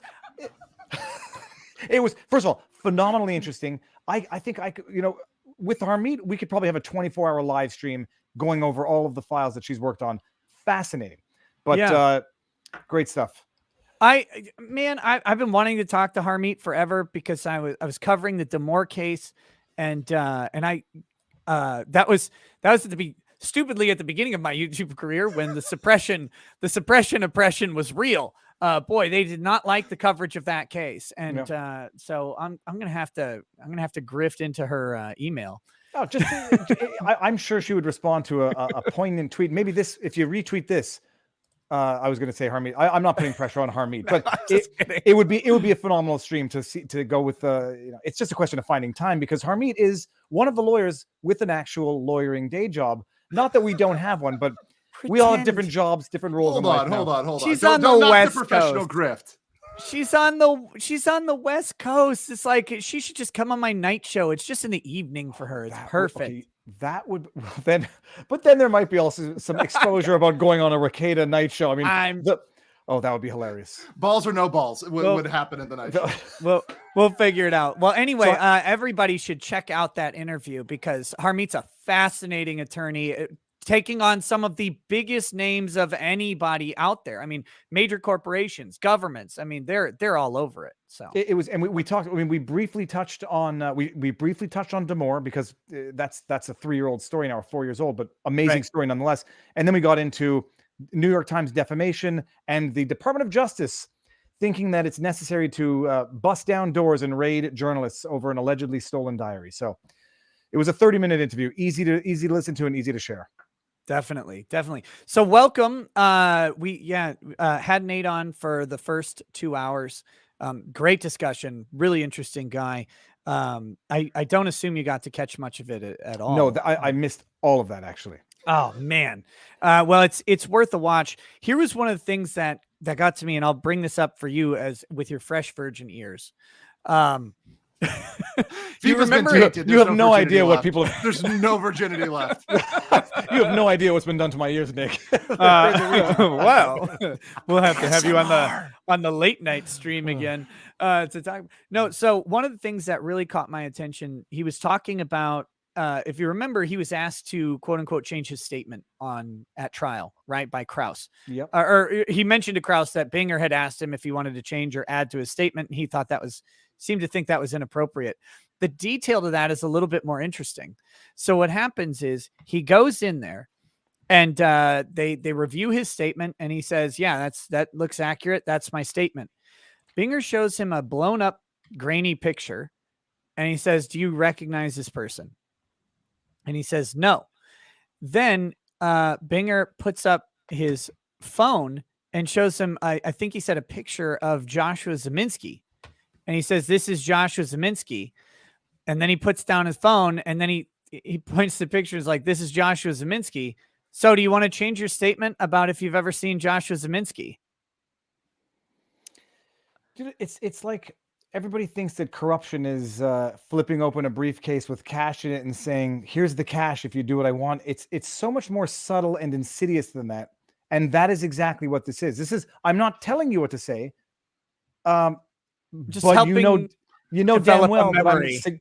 I'm just suggesting what I want you to say. And if you want us to be good friends, you'll go ahead and it was your memory. No, But what let me add a wrinkle to it, though. Let me add a wrinkle to it. He, at the time, I didn't know this. He was not only subpoenaed in Kyle's case, he's also subpoenaed in Joshua Zeminski's case at the time of this interview. So that means that not only was Binger maybe tampering a little bit with his recollection in the Kyle case, but he's building a case against Zeminski. And he has now asked Nathan to identify someone that he didn't previously identify, who happens to be the defendant in an upcoming criminal prosecution. What would have been the impact if he said, "I recognize Zeminski"? Like, what would have been the practical consequence? I don't him think saying there that? would have been much. For Kyle's case? For Kyle or Zeminski, like presumably, like if we're thinking about this from a motivated reasoning perspective, we think Binger wants to convict Kyle and go easy on Zeminski. So what would DeBruin identifying Zeminski in the picture have by way of impact? Would it exonerate Zeminski, make him look less culpable in general, which would therefore further incriminate Rittenhouse? Like, well, there was this sort of strategy you could see of them kind of, once again, I love it, backdooring the testimony in there. So without Zeminski actually being in there, Binger was throughout the trial inferring his intent, inferring why he shot that gun, right? Saying, well, we don't know why, but we don't think it was at Kyle, right? You know, and it's not in dispute. So they were slowly trickling information about Zeminski in, because I think Zeminski is material to this whole thing, clearly, right? Objectively material, right? If somebody fires a gun, if someone fires a gun within 200 meters of me, I'm worried, but he was way closer than that. So that's absolutely material to that case. So I think he was trying to get that information in without objections. Is he just trying to get a potential witness for Rittenhouse to change his story so they can then say, "Why'd you change your story? Therefore, you're an unreliable witness if he hits the stand ever." That's one of the things. The other thing is, I'm not so sure that they want to go easy on Zeminski, because we saw the people that they're willing to make deals with, right? We saw Dominic Black seems to have a deal coming up. Gage Grosskowitz, that DWI, just mysteriously disappears. And so I think, if they were looking to go easy on Zeminski, they could have easily done that through the normal process, unless we go full conspiracy and say, now we've suddenly got some perhaps credible testimony out there that they're engaged in misconduct that could get the charges dropped. Because if I'm Zeminski's lawyer and I see this interview, I'm calling up and I'm calling up Nathan DeBruin and subpoenaing him for his conversation with Binger, based on what he said on the show tomorrow. And I'm saying, hey, here's my motion to dismiss for witness tampering.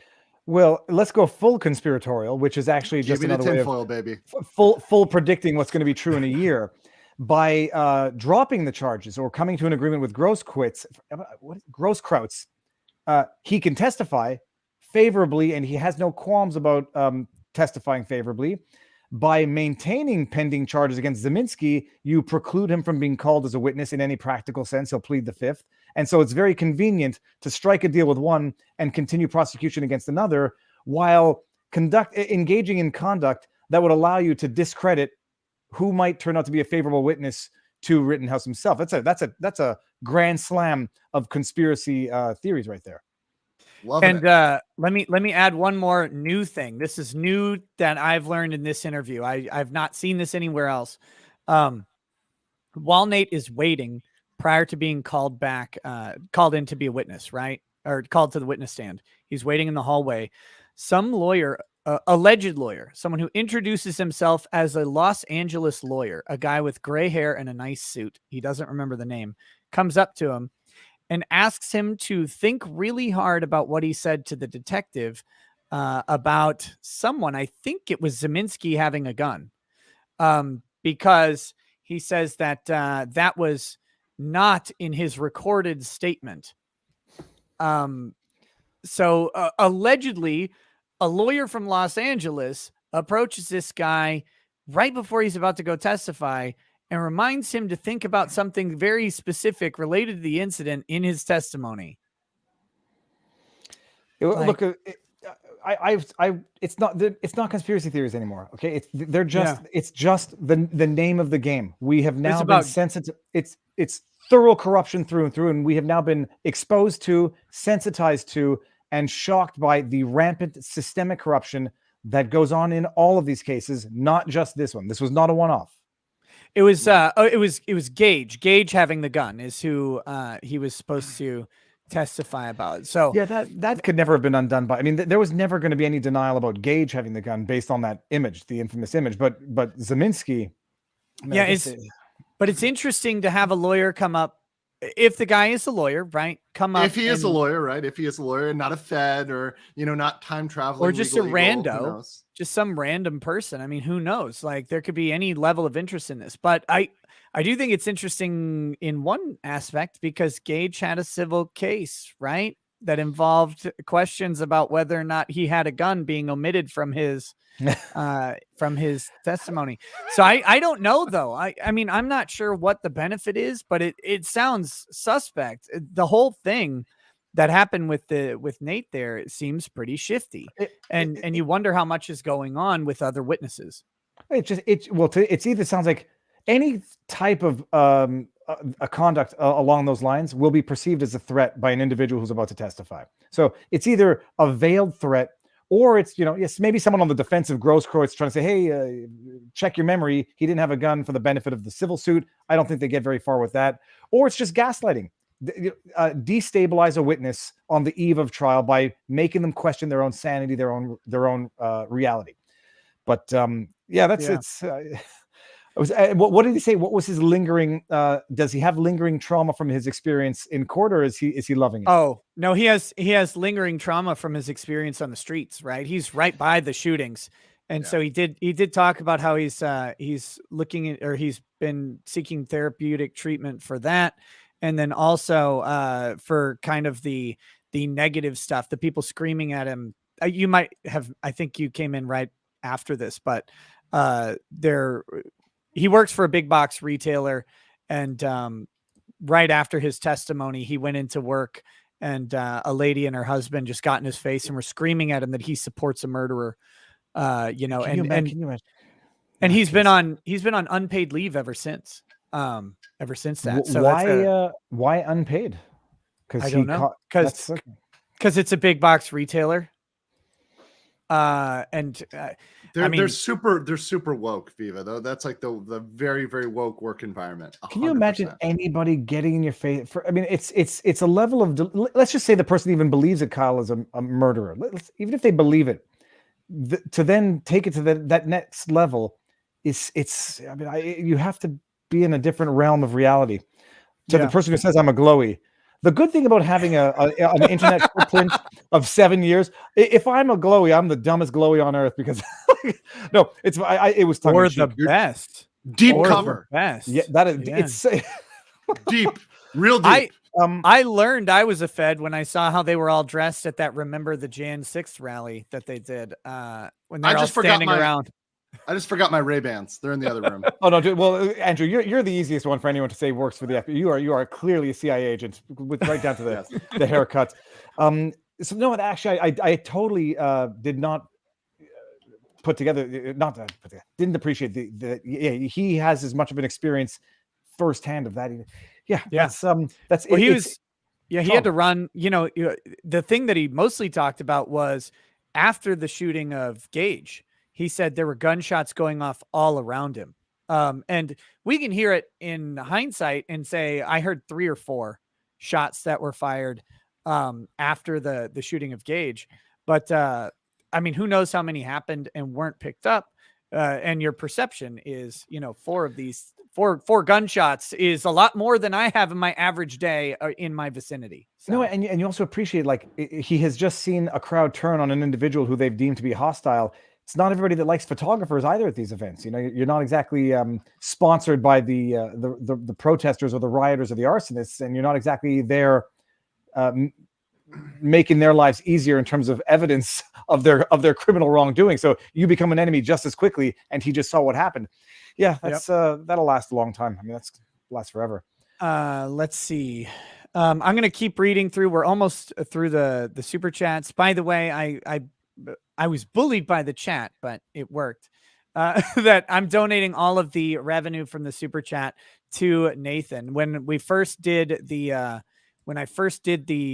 started the stream, I hadn't known that he was on unpaid leave or that things were going like this for him. So the chat asked and I obliged that we would be donating all of the super chats in. So we're just kind of cleaning up through those. You are a good man. I mean, I want everyone should appreciate this. Makes Nick a good man, a hard worker, a hard grifter, but a good man. I think it's karmic balancing. Let's give it that. No, because you know, people think it's easy. First of all, people think it's easy to make YouTube videos. Like, they think it's easy to do this where you just talk to a camera. But for anybody does, I don't know how big your bladder is, Nick. So setting that aside, but to be able to carry a stream for 9 hours is a skill and a talent. Sorry. So go ahead and thank you. You're all of the bad things I've done could be bought for one donated stream. This is perfect. I'll have to arrange another one. I've got a list. AZ Beauty 7 says, Nate, you are amazing and will do great. Best of wishes and always stand up for your rights. John 316 says, for Nathan. Kenosha Tom says, support from Kenosha, Wisconsin. He actually wrote out Wisconsin. Very happy. Eugenius Bear says, is legal bite some type of legal snack? Stop it, chat. Atheist for the cause says, Nathan, I'm proud to call you a fellow Wisconsinite. You came off very even-keeled, as if you didn't have a dog in the fight, and that's why justice prevailed in the case. Liam Hemming says, as a UK lawyer, all I can say is the more witnesses like Nate there are, or that are clear and helpful to the jury, the better. They need a truthful guide. Exactly. Sync, thanks for the donation. Yeah, a lot of people think you want a favorable witness of some sort. The most favorable witness to the trial is the one who tells the truth and is believable.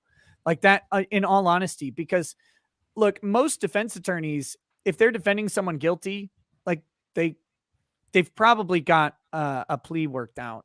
You know, if they think there's a reasonable chance of victory at trial, it's because they believe that if people come out there and tell the truth, there's a reasonable chance of victory at trial.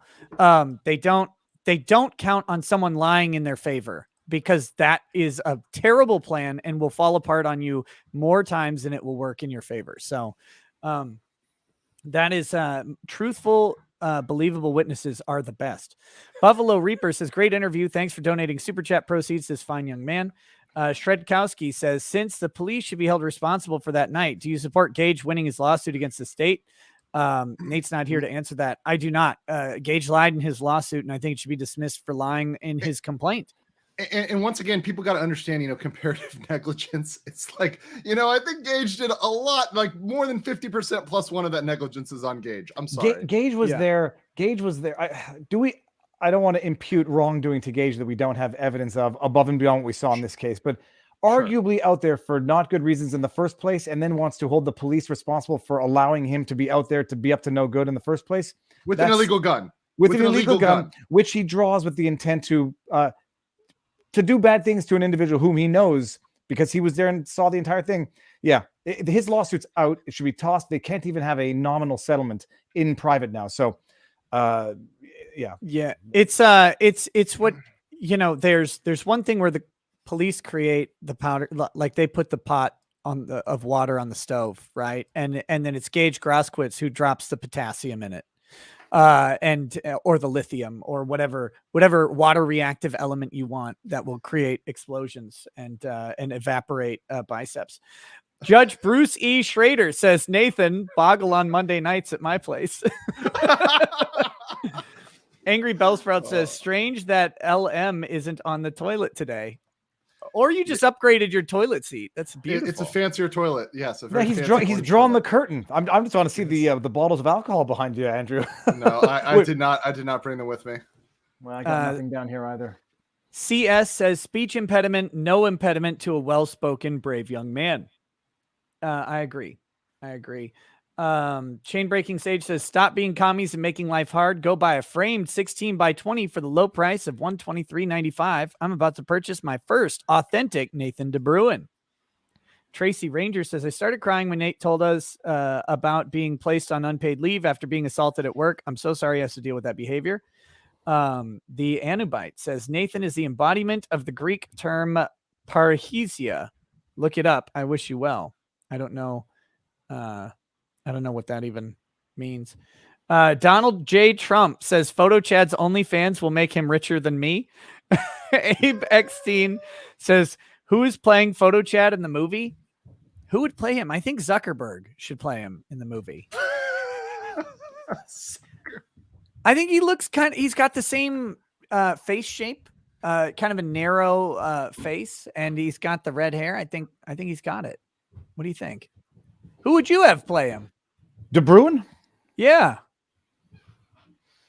I'm usually very good at this. Nick's suggestion, but I don't have an alternative. Yeah, okay. Oh, hi. Okay. Gentlemen, this might be there's a lot of people on the internet now who see you. Hi. Hello, internet. This is Nick Ricada up there. Legal Mindset, Andrew on the top. All right, I'll be up there in 2 seconds. Oh, okay. So instead of Mark Zuckerberg, the chat saying Jesse Eisenberg, who played Mark Zuckerberg in a movie. Yeah. I am more seeing Bruce Willis, but not. It would be a younger Bruce Willis. Owen Wilson. Oh, Owen Wilson could do it. That is true. Okay. But a younger Owen Wilson, because everybody's getting old now. Like we're getting old. Spencer B says, Nathan, thank you for standing strong. We love you. Deg says, hello, Nick, Lord of the Griff. Please keep this tip for yourself. I will be buying the portrait of Suddenly Southpaw crying direct from PhotoChad. Very cool. Blah, blah. 9877 says, my favorite moment from PhotoChad in the trial was Judge to Big Boy. He didn't say that. PhotoChad says, yeah, make sure you say what I said. There's nothing wrong with honesty combined with a short temper. I want to say curtness and honesty make for very concise conversations. But I think you should be zealous about your honesty and about your integrity, right? I mean, that's something, Yes. if anybody can do that objectively, right? If we have anything, it is our word. It's what we say, what we do, and we should be very clear and firm about that. Yeah, absolutely. And especially when everything they're saying is being recorded, you want your statements accurately represented. You need to have that. Done because that's going in the record. That's your word forever. And if it's different than what you said at a different time, they'll use it to impeach. And we saw Binger try to do that with Kyle the entire time. Keep asking questions until he slips up, and then catch him on the slip up. It's like, that's not truth. Tara Rayner says, witness tampering, if you catch my drift, could that force a mistrial? It could force a mistrial of Zeminski. Like I said, if I was his attorney and I was watching this stream, I would be all over DeBruin's statement. I would ask him to come in and clarify what he said. I wouldn't be surprised if he is, Nick. Yeah, me either. The RR Don says, please donate today's super chats if possible. I get the impression that Nate needs financial help now. Eugenius Bear says, how do you know lawyer is still alive? He's still billing. It's an invoice for a reason, people. It's an invoice for a reason. There are exceptions to that rule. I've seen some lawyers bill when dead. It's bill pre-billing, post invoicing. The estate needs its cut. Tim Massey says, what are the chances that the lawyer from LA was actually an FBI agent? It's possible. Any opportunity, any possibility. Tara Rayner says, Gage claimed to be an ACLU observer. Could that be the connection to LA and a lawyer from there? I mean, who knows? Who knows? The ACLU, though, let's celebrate the fact of how far they've fallen, right? To the fact that, they used to be protecting everybody's free speech rights. They used to be zealous advocates for free speech. Now they're hiring literal criminals to stream for them. Yep. It's crazy. But it could be the ACLU, but really, Gage, the estate of Rosenbaum, the estate of Huber's parents, other people who may have business interests in Kenosha. Any of them could have an LA attorney there at the courthouse. I don't want to impute anybody with the responsibility of what that guy may or may not have tried to do to Nathan DeBruin, because it could be a lot of different parties. I mean, Kyle initially had out-of-state attorneys, Lynn Woods from Tennessee or Georgia or Carolina, whichever one of his houses he's in. I don't remember. John Pierce, I think John Pierce is an LA guy, isn't he? Viva, do you know? Offhand, no, I don't remember. Okay. But I don't think it was him, because I think at the time of this trial, he's still kind of in, I don't know what he's doing with his January 6th stuff. That guy's a weirdo. But it could be an ACLU person or anybody. Some BLM aligned attorney could be there for whatever reason. Aaron Jones, thanks for donation. Big text says Viva PhotoChad. Daydreamer Pictures says PhotoChad for Pulitzer. Timothy Reaper says I'm an attorney specializing in Ligma law. Cryptos Chaos says thanks Nick for funding PhotoChad. Susan Harm says want to help Nate. Jay Gonza says I came in late. What does Nate need GoFundMe for? He has been relieved from his job without pay, at least temporarily. We don't know how long. Decken says PhotoChad greater than Binger. Eugenius Bear says Binger Boner boat buddy besties. Binger Boner boat buddy besties 5 times. Apparently we're not going to do that. That's an alliteration and a tongue twister. That's a double whammy. Don't tell Viva, I'm going to spare you that joke. Jokum Stark says, we know it's balls, shaved or not shaved. Maybe. Sunshine says, for PhotoChad, wish I could donate more. Asman says, how long do you give your legal live streams? You are dangerous to the narrative and dangerous to judicial corruption. 100 respect from Warner's Bay, Oz, Australia. Yeah. I do legal live streams. Now I'm up to about 6 hours a day. 3 in the morning, Full time. 3 in the daytime, 3 in the evening. And then you guys, you do you're still doing Twitch after your live streams at night? For now, that's the plan. That's my relaxed time anyway. So that's, yeah, you'd be doing it regardless. People just get to watch you. Yep. I'd either be watching a movie or playing a game. Nick, turn your head to the side for a second. What is the what is that thing? The logo on your, okay, it's a swashbuckler, whatever. It's a pirate here. thing. Oh, it's an H. Yeah. It's HyperX is the brand. Okay.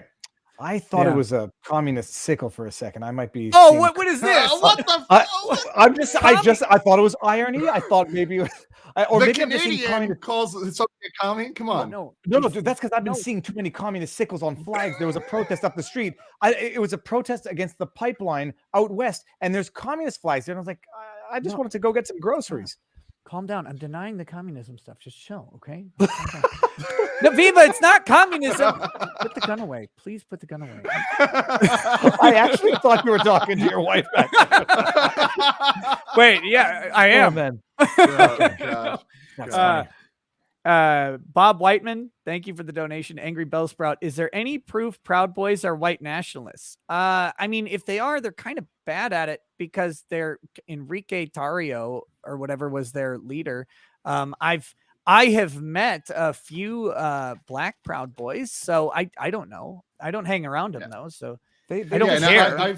I'm from Miami, so like to me, it's mind-boggling that people don't realize like some of the most based people I know are Venezuelans and Cubans that people would mistake for African American all day, every day, right? But they don't show that. They don't depict that, right? Everybody is the whitest of the white people, right? Yeah. Whenever it's in the media. The Proud Boys, from what I understand, are, what do they call them? They call them national chauvinists. I mean, they're proud Americans. I don't think race plays a factor. It came out of the Western Gavin McGinnis essentially chauvinist or making a meme. You know, it was all meme based. It just grew. Wait, yeah, Proud Boys aren't a thing. They're just an idea, right? Like Antifa. Antifa doesn't exist, apparently. I get told that on Twitter all the time. Antifa isn't real. It's not even a thing. So I agree. It's definitely a thing internationally. I mean, Antifa's been a thing for a while. I mean, I used to, in Germany like 10 years ago, Antifa's everywhere. No, it's not. It's not real. infuses signs everywhere. Why are you spreading this lies? I'm Lies. just checking one thing here. Sorry, Commissar. Yeah, Sorry, no. Commissar. The Proud Boys were designated a terrorist entity in Canada. I just want to make sure I wasn't. Now hold on though. Is that something that actually has teeth behind it, or is it like sort of like the Southern Poverty Law Center that they come up with a hate list and this I think has teeth because I do believe under the law, subject to mistake, people, so don't quote me on this. I believe it's easier to seize the assets of a designated terrorist group. So if you want to go in and say, hey, we're going to seize some houses, cars, and assets of people we designate as Proud Boys, it makes it easier once they're officially designated as a terrorist group. I think that's one of the major legal But Viva, the only reason the Keebler elves aren't already listed as domestic terrorists in Canada is because we haven't ever seen their girlfriends. So there's still some chance that they might not have them, if you know what I'm saying. So that's I don't know. I don't know how the decision was made, why the Proud Boys became that much of a pressing concern in Canada. I had never heard or seen them until these, some of the news in the States started coming out. So I don't know where the priorities are, but I have sneaking suspicions they're somewhat political. Yeah. Real quick. You did a video that everybody needs to watch. I was going to do a video on it. Arthur Pawlowski has prevailed at the appeals court. No, sort of. At the appeals, no, they suspended his contempt sanction pending a full hearing. Ooh, which reminds me, I have to talk to the folks at Rebel News because I might get Ezra Levant on. But yeah, they petitioned for appeal, interim suspension of the order pending a full hearing on the appeal. But I mean, there's nobody. You can't have the courts sanction this on the merits. So I suspect it's going to get overturned on the merits, and this is just I don't know if there's a judicial way of getting out of the mess without having to force the Court of Appeal's hand on it. Maybe that's what the delay is. There's no Court of Appeal on earth, even in Canada right now, that could confirm compelled speech in a contempt order. I mean, it's unfathomable. But yeah, in the meantime, it's compelled speech, and it's compelled speech by a religious figure about his religious teachings. Like it's insane to fathom. But not just that, it is itself also medical advice. It is itself expert advice that the judge, even assuming the judge is in a position to even say it affirmatively, is compelling someone else who's not in a position to say it affirmatively to say something scientific, medical, and effectively to give people medical advice.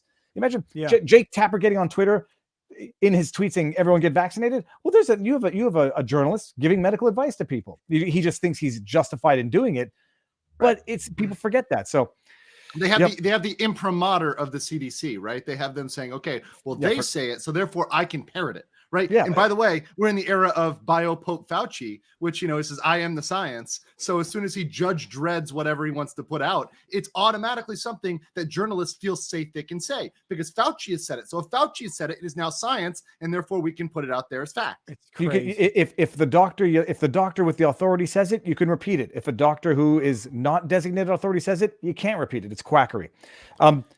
But it's not a headband, people. It's my headphones. But Nick, I'm gonna go. I got to tend to the kid, squeeze some urine out of a dog, and the paralyzed one, the one who walks. Walk dog's so weird up in Canada. If you ever see me, it's like a mustard bottle. I hold the dog over the sewer while she poops, and I once had local security. Oh, so you don't have to pick it up? Yeah, because like I can. I know when she's about to do it, so I just rush her to the sewer and save a bag every time for environmental reasons, not cost. So.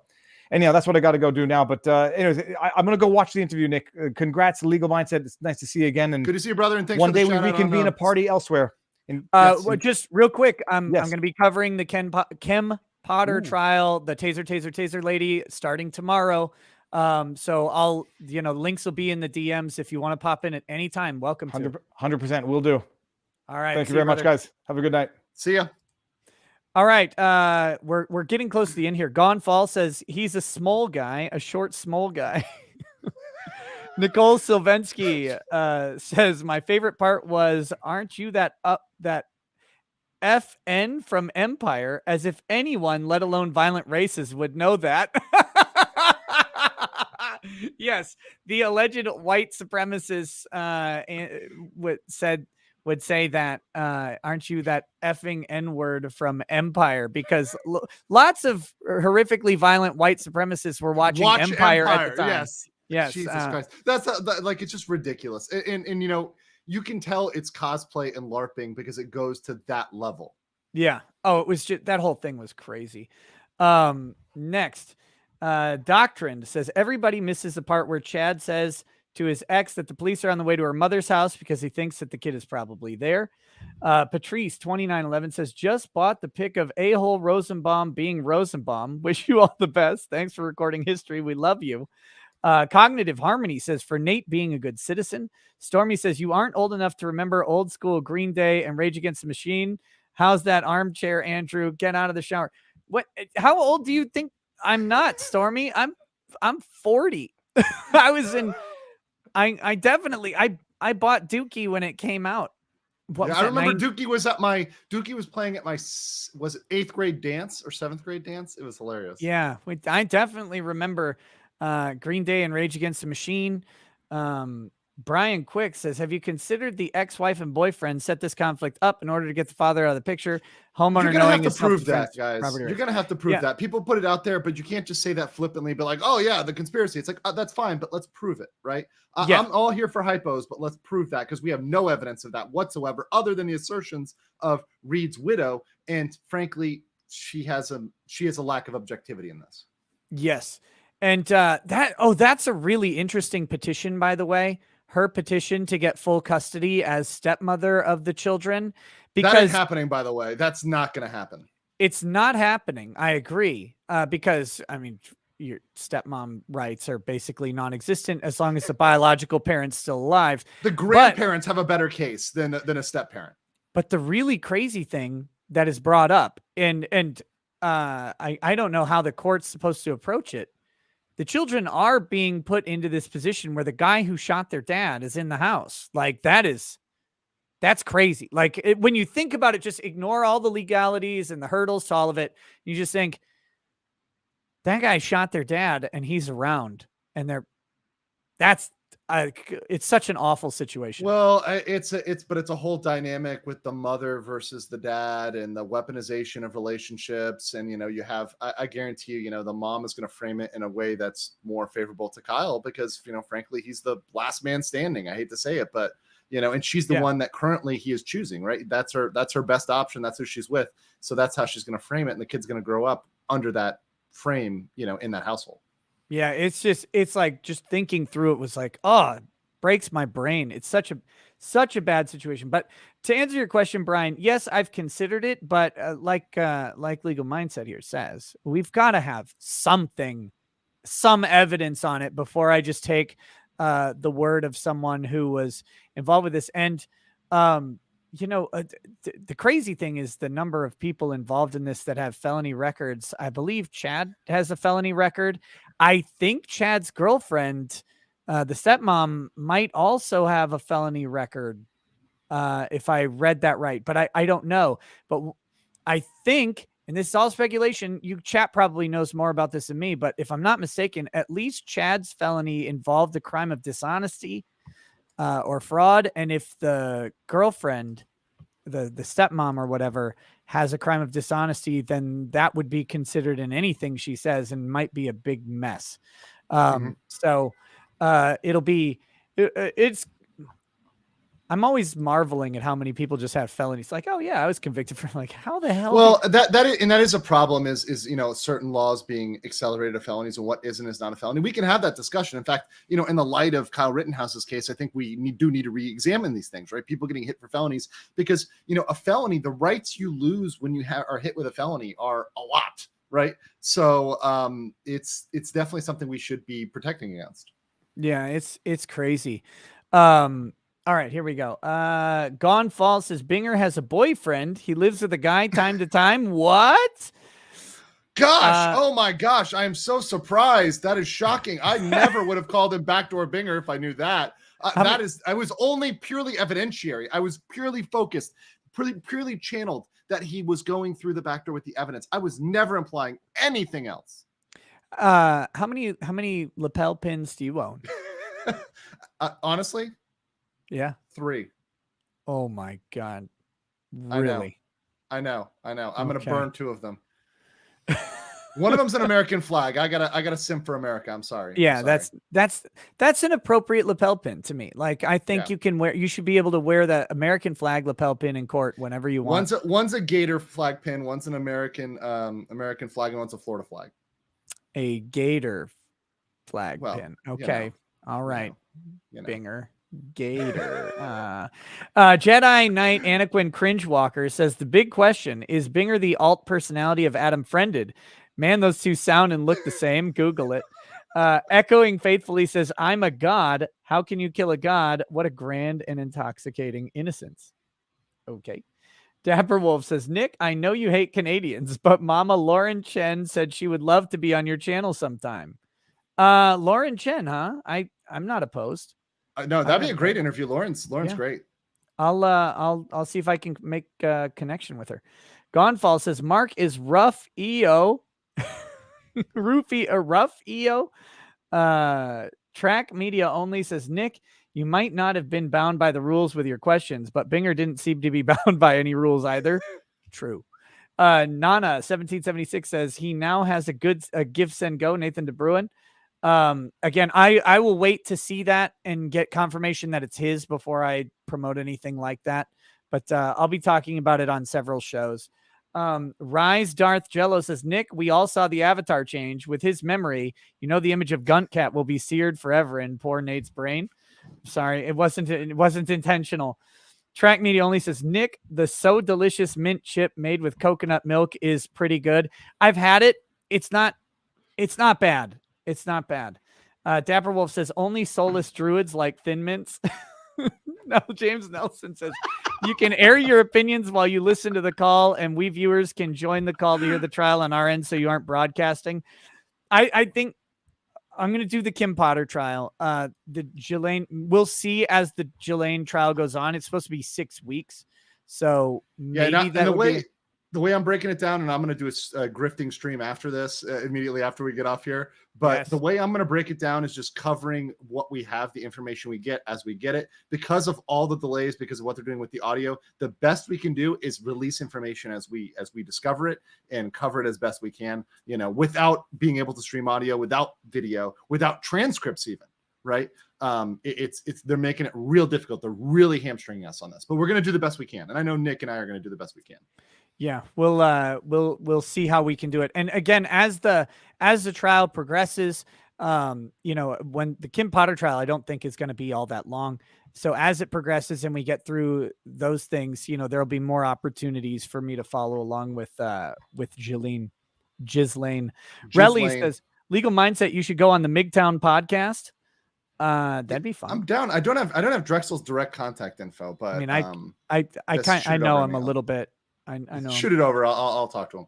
President-elect Four Doors More Whores says, for the temporary PhotoChad fund till he gets direct donation set up, it's nice to know that Ricada Media is the #1 photographer employed right now. Yeet. I offered him press credentials, in case he needs them. James Nelson says, you should live cover the Zeminski trial, more Binger and Krause, and we know the same judge. If it's coverable, I probably will. Brosif Josenbaum says, no more good logic. His takes are bad and ruin the stream. I will say, look, everybody has their people. I have people DMing me like, I don't like this person on the lawyer panel. I don't like this person. I'm like, it's not about that. Everybody can have their person they like or don't like. That's fine. Like your flavor of ice cream, maybe Ricada just smells too much like pistachio to you and you don't like it. Right. Yeah. That's totally fine. I know they're all about me, so it's fine. You don't have to sugarcoat it. God, that Ricada guy. Goddamn knows. Like every time he turns to the left, it knocks me off my chair. T. Bune says the world needs more people like PhotoChad. Hope he gets to pursue his photography. Crits Cake says money for Nate. Also, Nick's pullout game is garbage. Dermasius 1980 says suspended on Twitter because I pointed out a certain trending space once. Whitey to Minecraft themselves. Appeal sent #tyranny tabletop. Or at Tyranny Tabletop, not hashtag. Abe Eckstein says, can we find out what all the MSNBC reporters at the trial looked like? That might answer the question for who the LA lawyer was.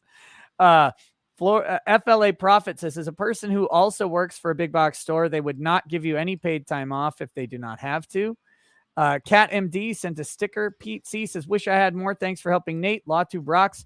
Call me Straws sent another unicorn. Corey Clark says, first ever super chat. Merry Christmas. Good man, Nate. Thank you. WA says, for Nate. Thanks, Nick.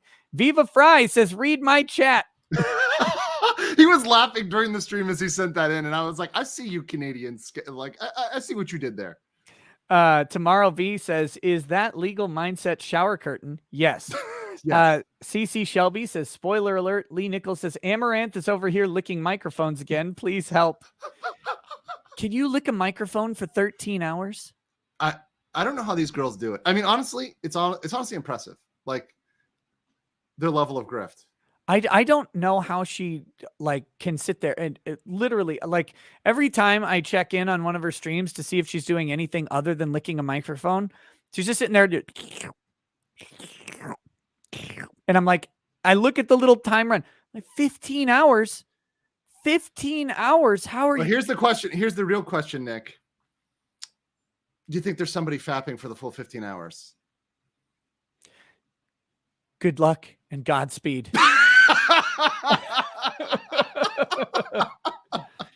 Now, some people do say that, I mean, she might be running reruns during the stream. I mean, maybe she just runs a stream for however long and then runs reruns during it and goes and takes a nap or whatever. I don't know if the simps would even notice. I have no idea. Or care. Yeah, I don't get it. Dragon Slayer says, chasing Viva. Hi, y'all. Thanks for what you're doing. Regular guy says, why did court seal the records? What, on Ghislaine Maxwell? Is that what we're talking about? Minors? Maybe. Minors are involved is one thing. The judge just said the transcript is too hideous for public consumption.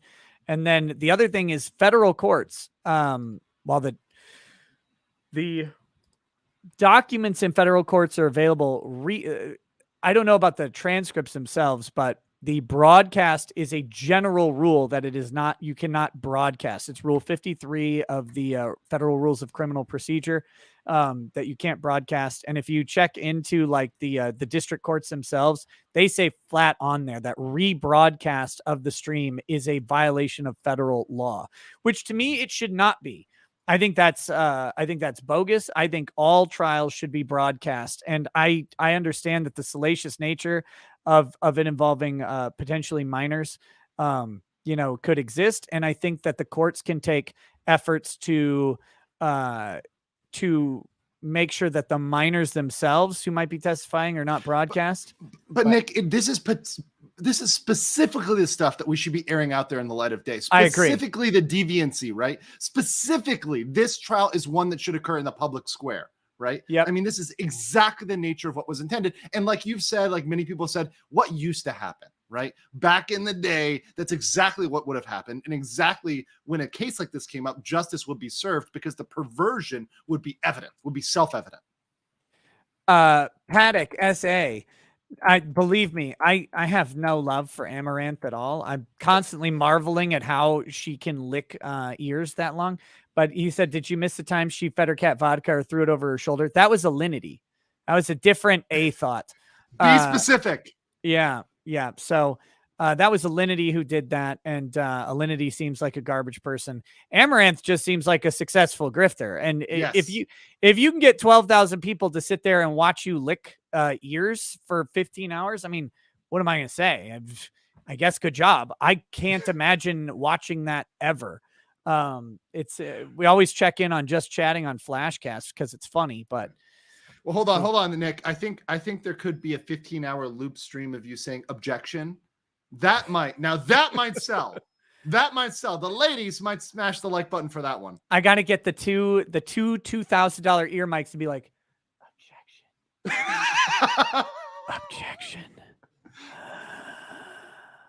Objection.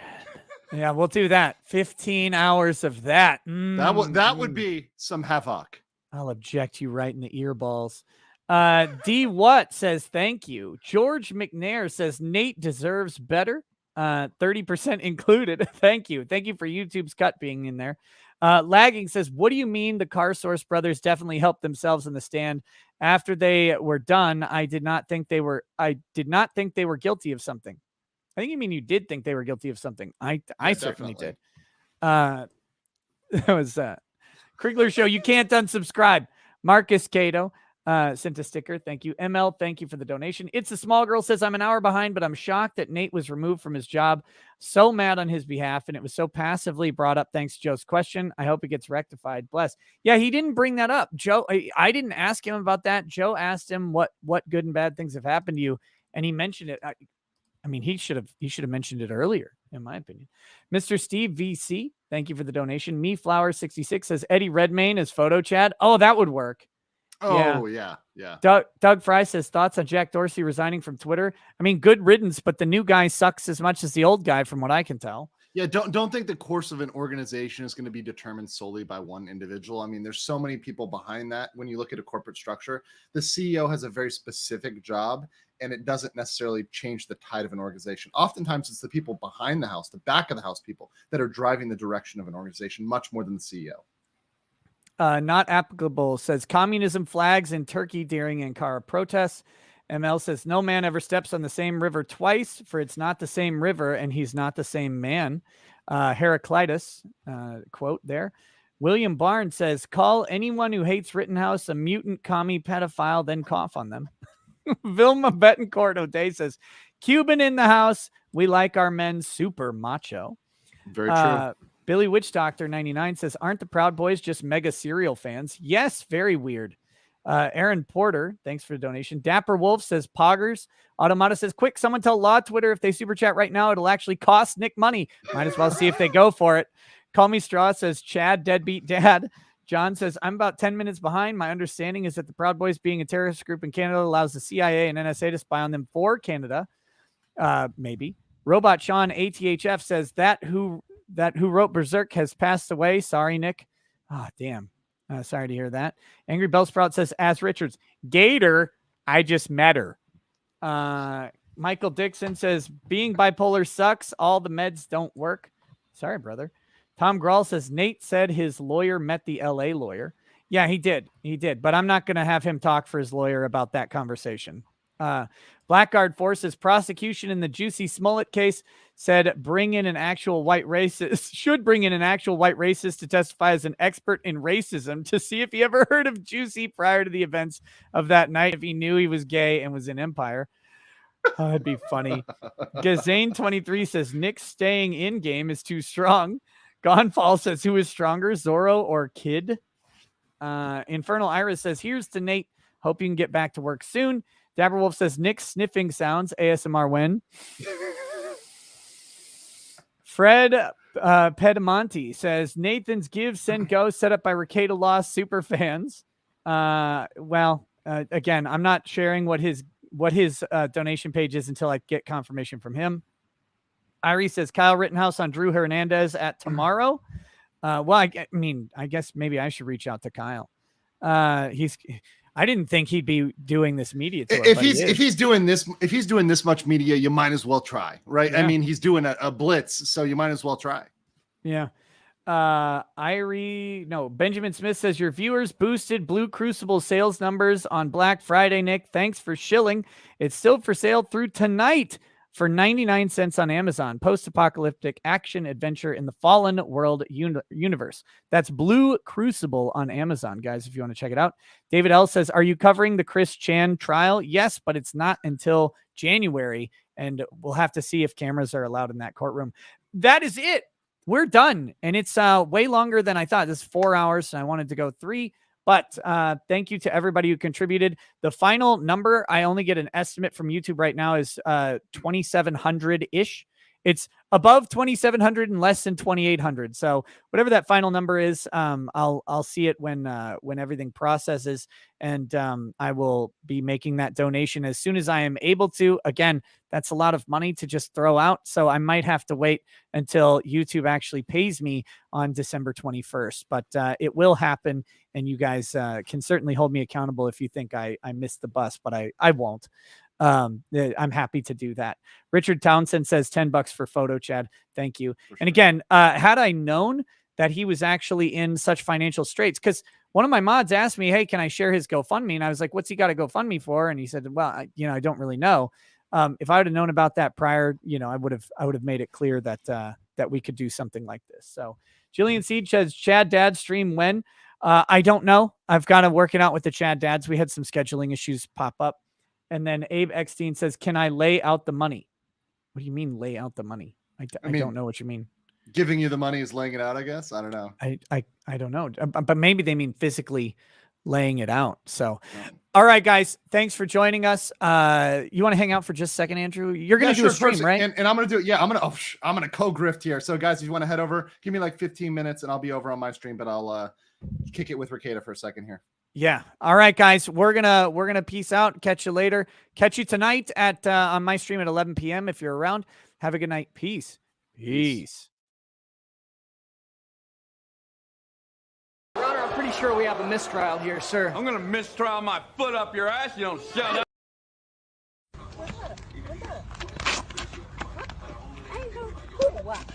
Oh,